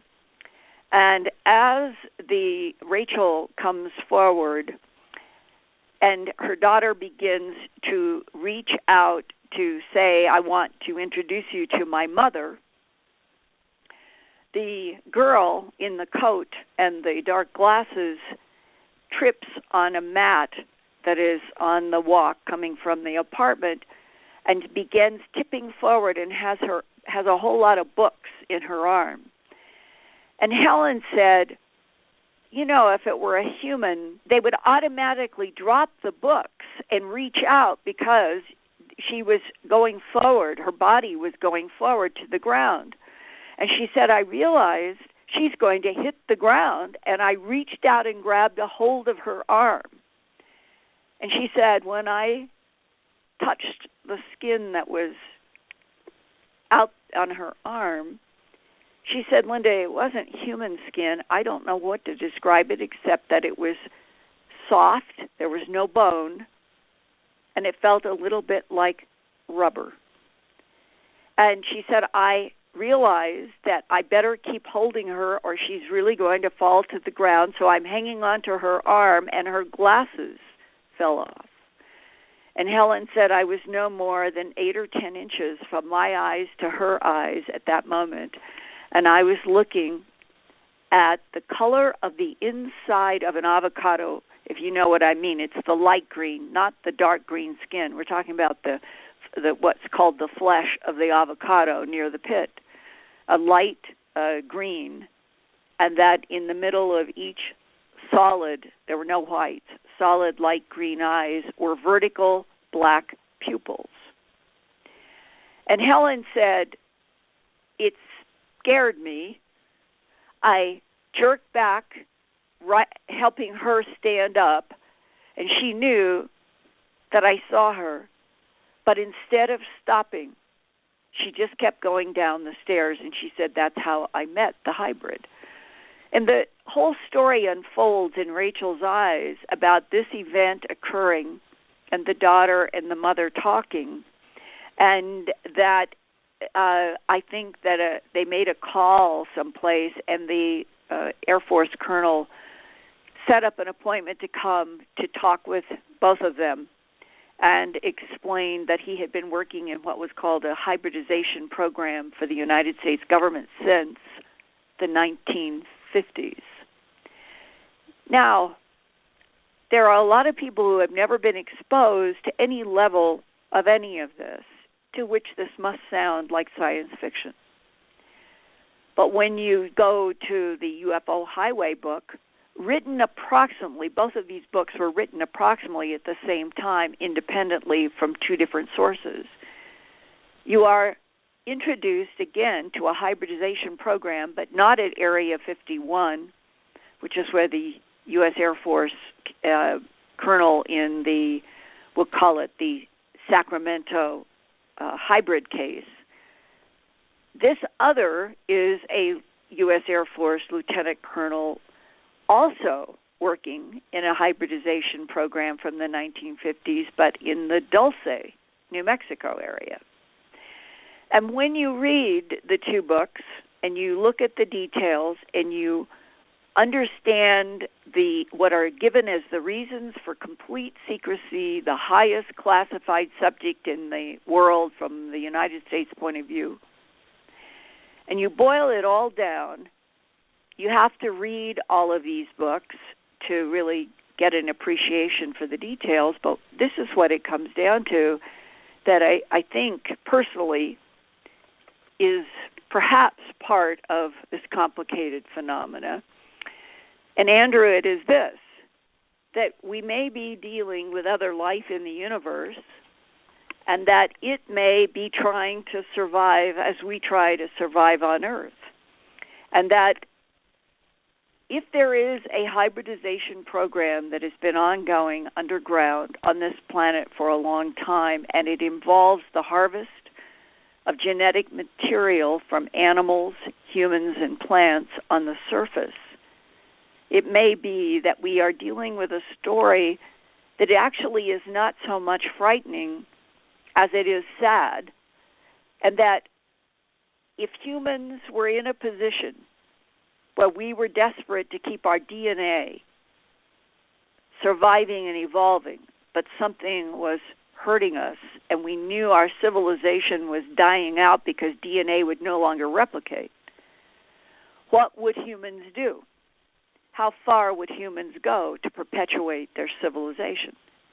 And there is some aspect to some of this that seems to fall into that category. And I'm not pretending to have all the answers, but I'm trying to give you the biggest picture possible because we have such a short period of time to discuss this, that we may be dealing with phenomena so complex that it literally has to do with the survival of a civilization that would go completely extinct in the cosmos if it were not able to harvest genetic material from Earth life or other planetary life. Yeah, I do seem to recall Alex Collier in one of his talks in the 90s talking about a group of greys, I believe it was Zeta Greys, that their species is dying off and they need to do some genetic harvesting. I don't think it was cattle mutilations or animal mutilations. I believe it had to do with humans. But make of that whatever you will. But I would like to switch gears here and go to the Rendlesham Forest incident, because you've done a lot of work on that, and a recent documentary on UFO TV YouTube channel, Top 10 UFO Whistleblowers of All Time. One of the people on that list was one of the guys involved with the Rendlesham Forest incident. Why don't you, in about, I'd say, try 12 minutes, because I'd like to talk about skulls later on, tell us the Rendlesham Forest incident, what's that all about? Well, for those who might not be familiar, December 26th to 28th, 1980, spanning 72 hours, the RAF Bentwaters Woodbridge Complex in Woodbridge, England. It was, at the time, in 1980, the largest single NATO air base that we had. And England and the United States were the closest of allies coming out of World War II in 45 on. And so it was natural that the largest NATO base in Europe would be a combination of American and UK.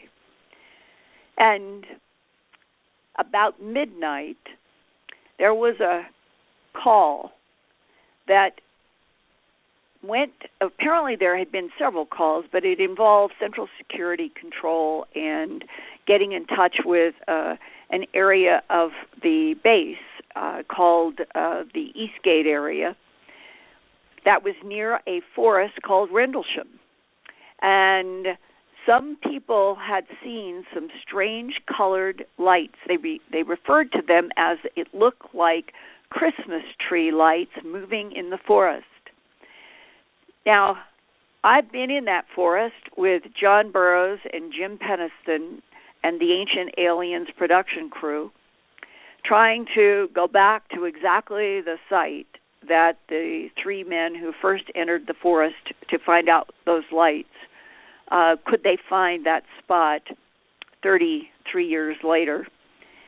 And having been there, and what a vast, thick forest it is, and realizing that the description of the colored lights that was going to this big NATO base were that there were these colored Christmas-looking lights moving around in the forest. And when you're in that forest, and a lot of those trees are growing no more than 3 or 4 feet, trunk to trunk, it is that thick in some places, you think, what? How could colored lights be moving around in the forest? And Jim Peniston was the staff sergeant on duty that night. Airman, which is he had been there only for about a year, Airman First Class John Burroughs and Airman Ed Kvansak, those were the two new young guys, they get selected or volunteer themselves or something to go into the forest with Staff Sergeant Jim Peniston, who has a reputation at RAF Bentwaters to investigate any kind of air crashes, and always carried a notebook and always made notes and sketches when he was at air sites, so he wouldn't be depending upon his memory only to fill out forms. And they get in it was like a pickup truck, and they take off to try to find these lights. And they stop at a particular place in the forest on a road, and they are seeing colored lights. And Jim Peniston, who is a senior in rank, tells Ed Kvansak, the youngest and newest airman, to stay with the truck, and that he and Airman First Class John Burroughs will start into the forest with their radios, keeping in coordination and communication with Ed Kvansak in the truck, with the control group off on the base away from where they are, and that they know that they are walking onto UK citizen land. Rendlesham Forest is not military land. It is UK public land, and they have to be extremely aware. They had to get permission to do that, and the order was they would not take any guns with them because they were entering civilian land.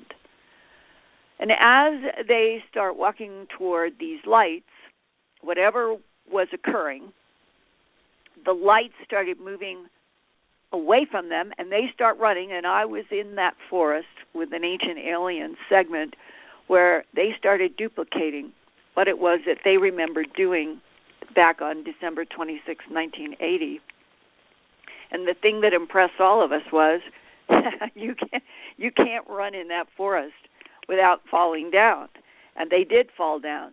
They remembered trying to run and fall down and run and fall down, and they're trying to go after these lights. And then a whole bunch of things seem to happen all at once. Central Security Control loses all radio contact with everybody in the forest.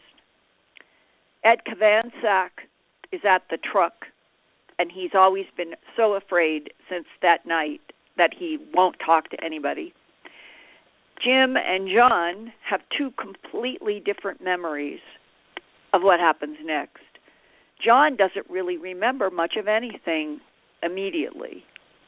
Peniston remembers a huge white blast of light, like everything went white.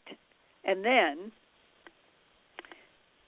there is a black, glassy triangle craft about 9 feet long and 7 feet high, and he sees that it has symbols in the front, and Peniston has no idea where Burroughs is. He doesn't see Burroughs. He doesn't remember Burroughs, but he walks around, gets out his notebook, walks around this glassy black triangle, now just appeared out of this blast of white light. Now, he doesn't know if it's sitting, landed, hovering on a column of light. He sees light underneath it, but he doesn't know what's there, and it's not moving. And when he puts his fingers on it, it is warmer than the cold December winter air.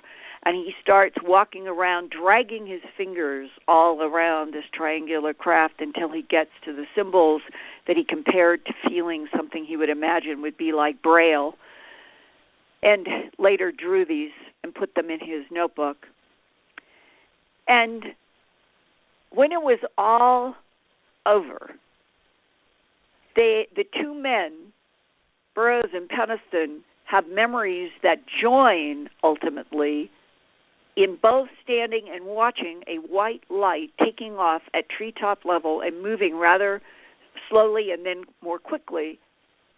And John Burroughs doesn't remember anything except that he was gone, and then they learn that Central Security Control lost all radio communication with him for 45 minutes. So technically, it was 45 minutes of missing time. And the next night, the 27th, a whole series of many more complicated phenomena occurred. And on the 28th is when the base commander, Connor, the deputy base commander, Charles Halt, and about 15 other men were ordered to go back into the forest where lights had been reported each of those nights, including the night of the 28th, and they were to take light-alls for light.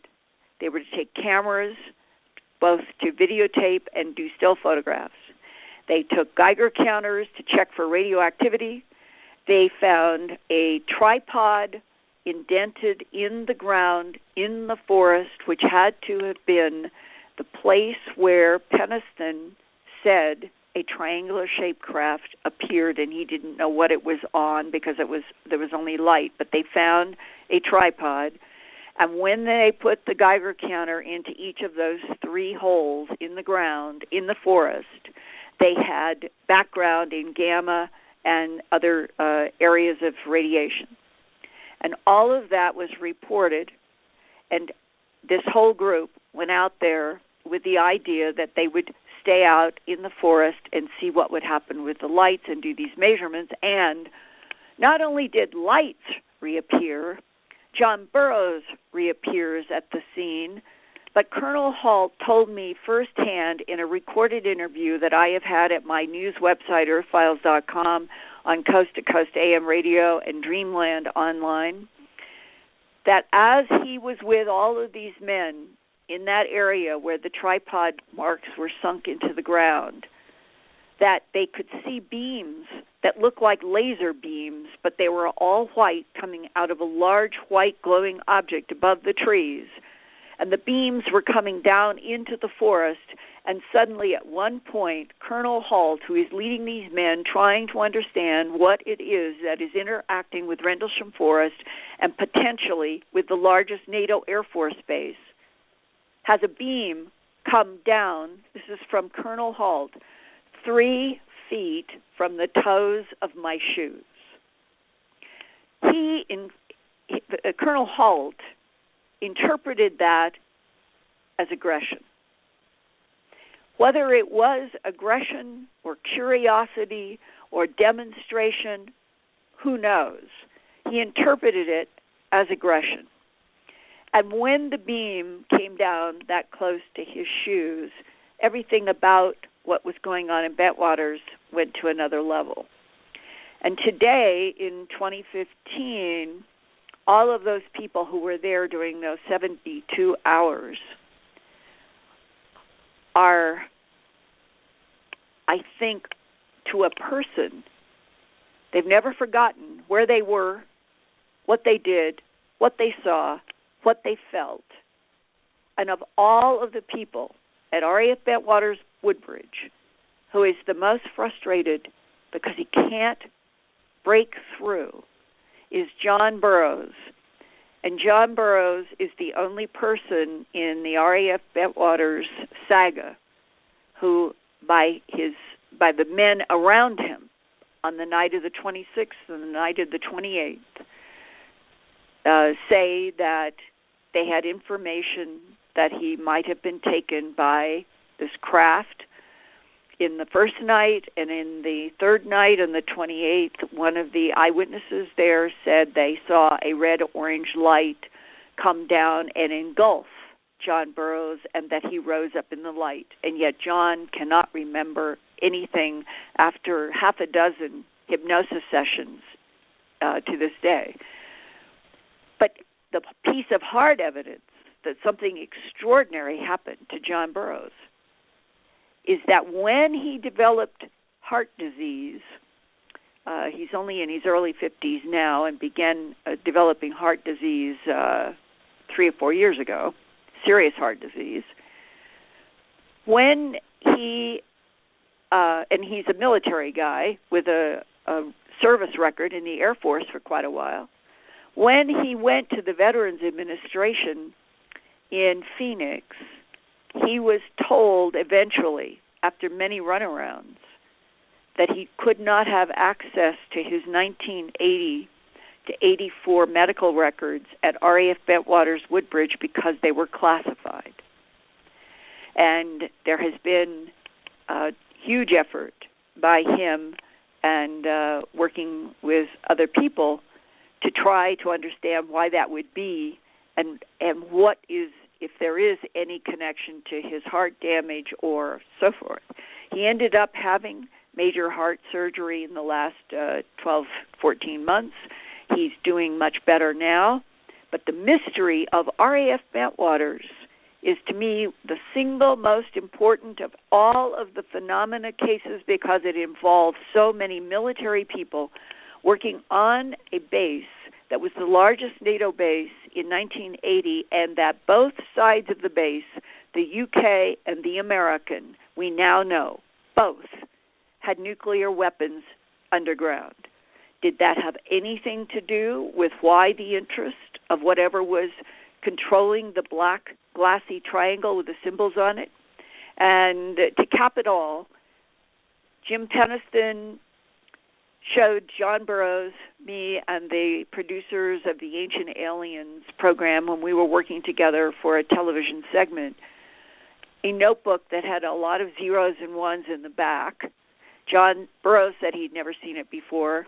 I had never seen it before. Nobody. And Jim Penniston said, I know, I never told anyone. John, I never even told you back then. He said, once I touched the black and white glassy craft, zeros and ones came vividly into my mind. They were driving me crazy. We left. I went home. I thought they would go away. They stayed to the next day on the 27th, and I thought I was going mad, and something then entered my mind and said, sit down and write down these zeros and ones, and he put them in that same notebook that he used to sketch the triangle and other things in the forest. And once he had written down the zeros and ones, he said suddenly his mind went completely still, completely blank, no more binary code, and that he sat on that until we were working with the Ancient Aliens people around 2010. Now, all of that, I've done immense amounts of reporting at earthfiles.com showing the binary code, showing the translations, and eventually some of it was translated into latitudes and longitudes that are not clear about their relationship to each other, but suggest that whatever it was in that forest may have been sending and receiving information, and that it translated into the Penniston human mind as binary code, because that kind of 0 and 1 math should be understandable throughout the entire huge universe, and that those zeros and ones included information on latitudes and longitudes, which if this were an extraterrestrial time machine, which is what Jim Penniston thinks, or a drone of some sort, not piloted, its whole job may have been to be moving around to various points, uploading latitude, longitudes, downloading latitude, longitudes for assignments that no one understands. But Jim Penniston said that the one thing that came across to him clearly was that time travelers from far in the future were responsible for the lights and the events in Rendlesham in near R.A.F. Bentwater's Woodbridge, and that the reason that they were here is because their civilization was dying out, and they were coming back to get genetic material to use as, quote, Band-Aids, close quote, to buy time while they were trying to repair the problem so that they could survive. And that's shades of what we talked about in the first half hour.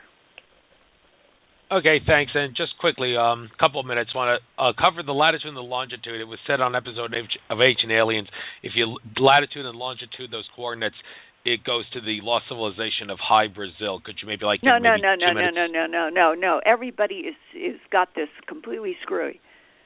There were about a dozen latitudes and longitudes.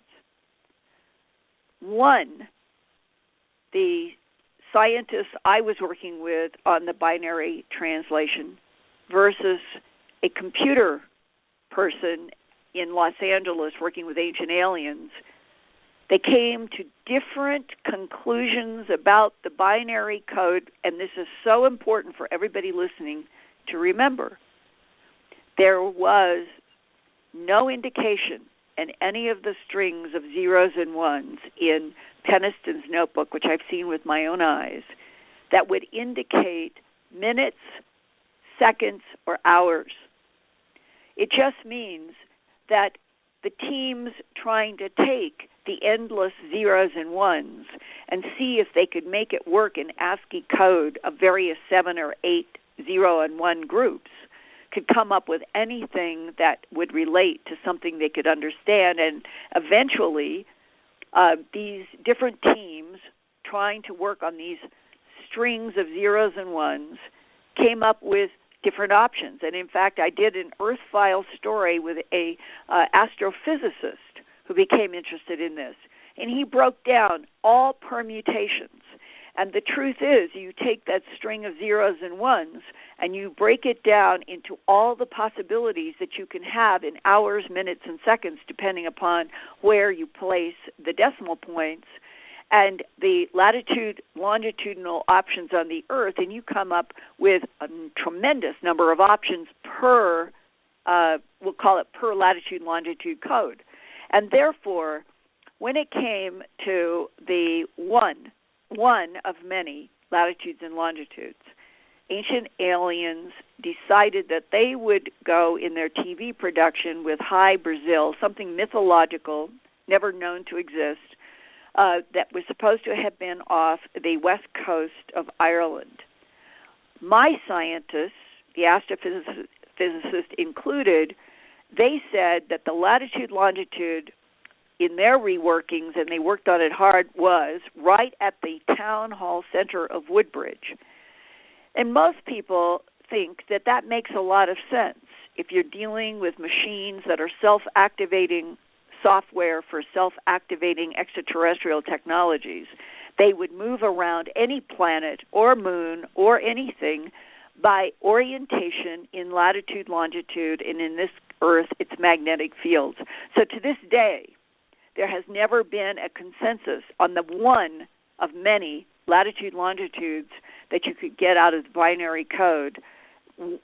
Ours saying the center of Woodbridge town, and ancient aliens placing it High Brazil, a completely mythological, like a philosophical concept west of Ireland. Okay, thank you. By the way, just so everybody knows, the live feed for the show will be going off in exactly 4 minutes and 40 seconds. Linda, I could give you a little more time than that, of course, because we can still continue the show a little bit after that to get the important stuff about the skulls, because I wanted to talk about that, because I saw an interview where you talked about the elongated skulls. I believe you said you did speak to Zachariah Sitch, and I have on some previous shows talked about how I know he was accurate. He was not a fraud. He was not a disinfo agent. Don't believe any of that stuff. I've debunked all that, and I also explained how the Anunnaki can survive on Nibiru, even though it's so far from the sun. Zechariah. All right, go ahead. Yeah, I knew Zechariah from the early 1980s on, and he was fascinating, and I think he was trying to report as who knows, maybe he was being paid by the CIA to do the work. But the Anunnaki from history, the depiction of the Anunnaki, this is not some buzzword picked up out of the web today. The Anunnaki is carved in stone that is 5,000 years old from Mesopotamia. And the Anunnaki were depicted as having large cone-shaped heads. The Ubaid figurines that were found in Uruk and in southern Mesopotamia by the thousands and are in many, many museums around the world.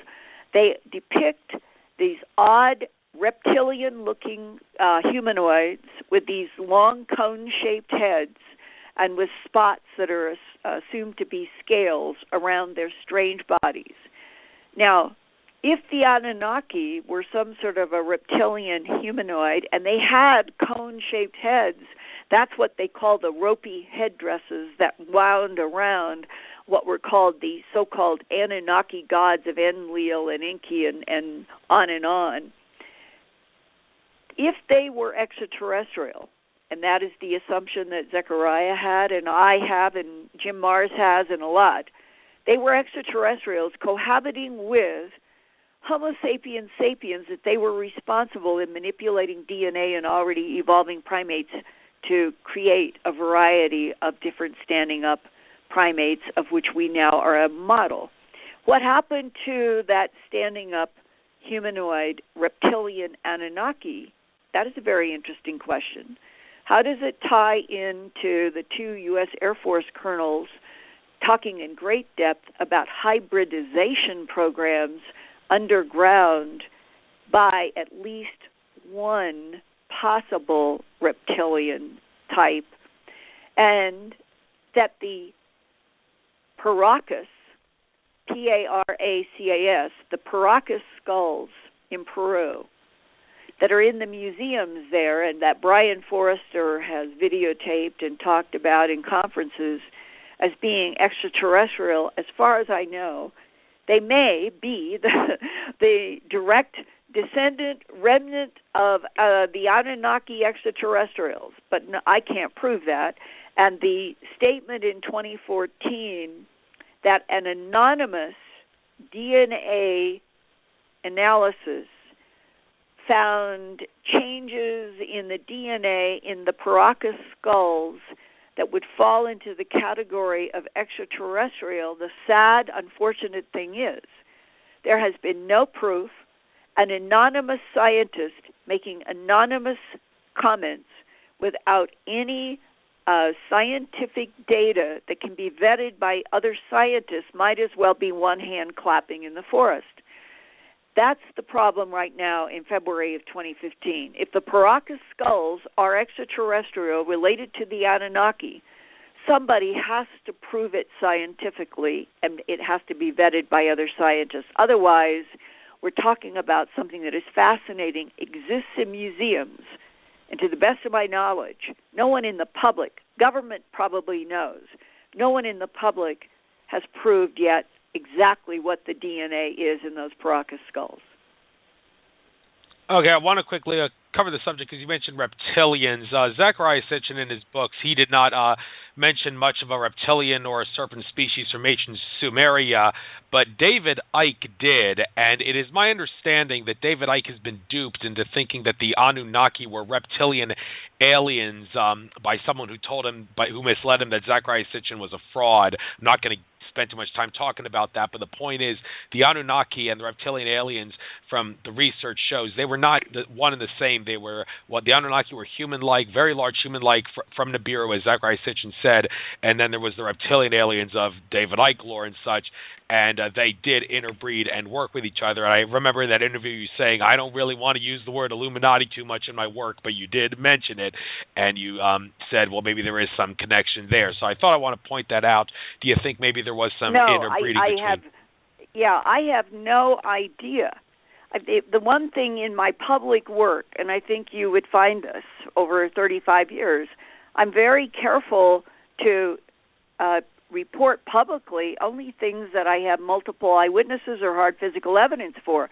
If we're talking about, hypothetically, in a radio discussion, could there be any relationship between the Anunnaki, reptilian humanoids, Paracas skulls, and that's the context of a discussion? We're in complete speculation, which is the point I just made. There's absolutely no DNA repeatable, supportable evidence. But jumping to Zecharia, who I did know and talked about this at great length, and the evidence, because that's what Zecharia called the when he was examining in the stone carved, that he was looking at language and trying to translate it, which is what his books are about. And so he was just going by what was there. Okay, what is another thing that has been part of the Mesopotamian history that is physical evidence? It's the thousands, and there literally are thousands of them, and they are called Ubaid, U-B-A-I-D figurines. You can Google this. And when you look at the Ubaid figurines created 5,000 years ago in Mesopotamia, now modern Iran, Iraq, Syria, in southern Mesopotamia, in Ubaid area, there were all of these humanoid, standing up, alligator-looking sort of, with scales on their bodies, with these long cone head-shaped heads. And they're all like that. And the supposition that has been for a long time, not just by Zecharia Sitchin, that these were depicting something in the environment that the humans who were making them related to. And if you say, well, Shamash is just a god, like Zeus is just a Greek god, well, there are all kinds of emerging pieces of data that the Greek gods were actually extraterrestrials. All of the Mesopotamian, Sumerian gods were all extraterrestrials, and that there have been cohabitations that might include Egypt and going back, and then you get to Göbekli Tepe, the oldest complicated archaeology, 12,000 years old, and I've been there, and I can say firsthand that Göbekli Tepe is one of the most foreign-feeling, weird sites I've ever been, and I've been to a lot of them on this planet, and it wouldn't surprise me at all if we had some sort of a time machine and we could see how it was built and for whom. It wouldn't surprise me if it was for some extraterrestrial agenda that's incomprehensible and it was terraforming on this planet. The problem is proof. We have no proof. That's what the governments delight in. They know that the governments know that they have kept the public and the media on purpose, deliberately away from all of the hard facts and evidence that we all would like since World War II, when they realized that they were dealing with extraterrestrial biological entities. That phrase is in their own documents. And so we are on a planet that is disconnected, concocted. The public and the media are in one world. The 1%ers controlling the barter system, along with governments, are in another world. And right now, the ability to use counterintelligence to muddy the waters on the facts is what keeps those two populations divided. So I'll ask you, do you think that you see any possibility that the government by itself, on its own volition, is going to tell the truth in the next 5 years? Or will it be some action on the part of an intelligence out there that has decided that humanity deserves the truth? Well, the government is not going to release information because, as you said in that interview, I remember you talking about this, society would fall apart from a standpoint of beliefs, religions, and, of course, if the ETs show themselves, there's probably going to be chaos in the streets, war of the worlds. Well, that's what the government argues, Andrew. That's what the government argues. I don't think that will happen. I've never thought that would happen. I've always argued the opposite. I think that there are more humans on Earth. Historically, India has always had Krishna and the universe full of life, always, going way back into the Upanishads and the Vedas, always. Extraterrestrials, other life in the universe has always been a part of that huge continent system. If you go to the Mormon, everything is about extraterrestrials and the recycling of life through containers. That's what the Mormon religion is based on. If you go to even some aspects of Islam, the idea that the soul goes on into other dimensions, then you are sort of even in this area of other life and other dimensions in the universe. So, and recently in the last, 10 years, the Catholic philosophy, the Catholic Church, has embraced the concept that other life forms in the universe enhance the divine field, enhance the Godhead, and do not detract. So that is changing, even for the Catholics. So I never have thought that if the government just stood up and said, here's the truth, we're not alone, never have been, extraterrestrial biological entities of all shapes, sizes, with different agendas and different solar systems and different galaxies, they're all there. And there's nothing to be afraid of that we know, and we need to get on with the business of learning how to share technologies, share products, and join, as Stanton Friedman has also said for decades, join the galactic neighborhood. That has been the perspective that I have had, that Stanton Friedman has had, that Jim Marrs has had, and that we really do feel the truth would strengthen the planet and maybe lessen the wars, not make it worse. Yeah, well, if consciousness rises, then people are going to be more tolerant of accepting aliens, and there isn't going to be chaos in the streets. I do acknowledge that could very well happen in the near future. So, Linda, with that being said, I will be bringing this show to a close. I thank you very much for coming back for a second hour. And since I mentioned you coming back, well, that ties into what I'm going to tell you now. I'm going to tell you the same thing I tell all of my guests. It's very emotional to tell my guests this, but yet it's got to be done because I'm on a mission. As I told you in my first interview, one of my goals with this show is to get as many different guests on my show as possible before I give any one specific guest double dips. I gave you double dips because you didn't get a second hour the first time, but I do regret to tell you that I, in all likelihood, probably won't be asking you to come on again, but that's only because I need to give thousands of other fascinating individuals a chance at some glory on my show. But since I got this second hour done, I will combine these two interviews, upload it to YouTube, spread it far and wide to make sure that your knowledge and wisdom gets spread far throughout YouTube and the rest of consciousness for people to make the most of it. Well, Andrew, I'm just a struggler after truth, and thank you for the time to share some. All right. Thank you very much. Take care, Linda. Maybe I'll see you at a future conference. Bye-bye. Bye-bye. Bye-bye. All right, folks, so that is the end of this show. I will be coming on tomorrow for the usual Wednesday, 6 to 8 p.m. Eastern Standard Time show to have Peter Slattery on. He was Australian ET contactee. He was on my roundtable discussion with Elizabeth Diamond in the not-too-distant past. So Peter Slattery will be on tomorrow from 6 to 8 p.m. Eastern. Namaste. Take care. Enjoy the rest of your trek toward infinite consciousness. This is Andrew Fisher signing off. See you tomorrow.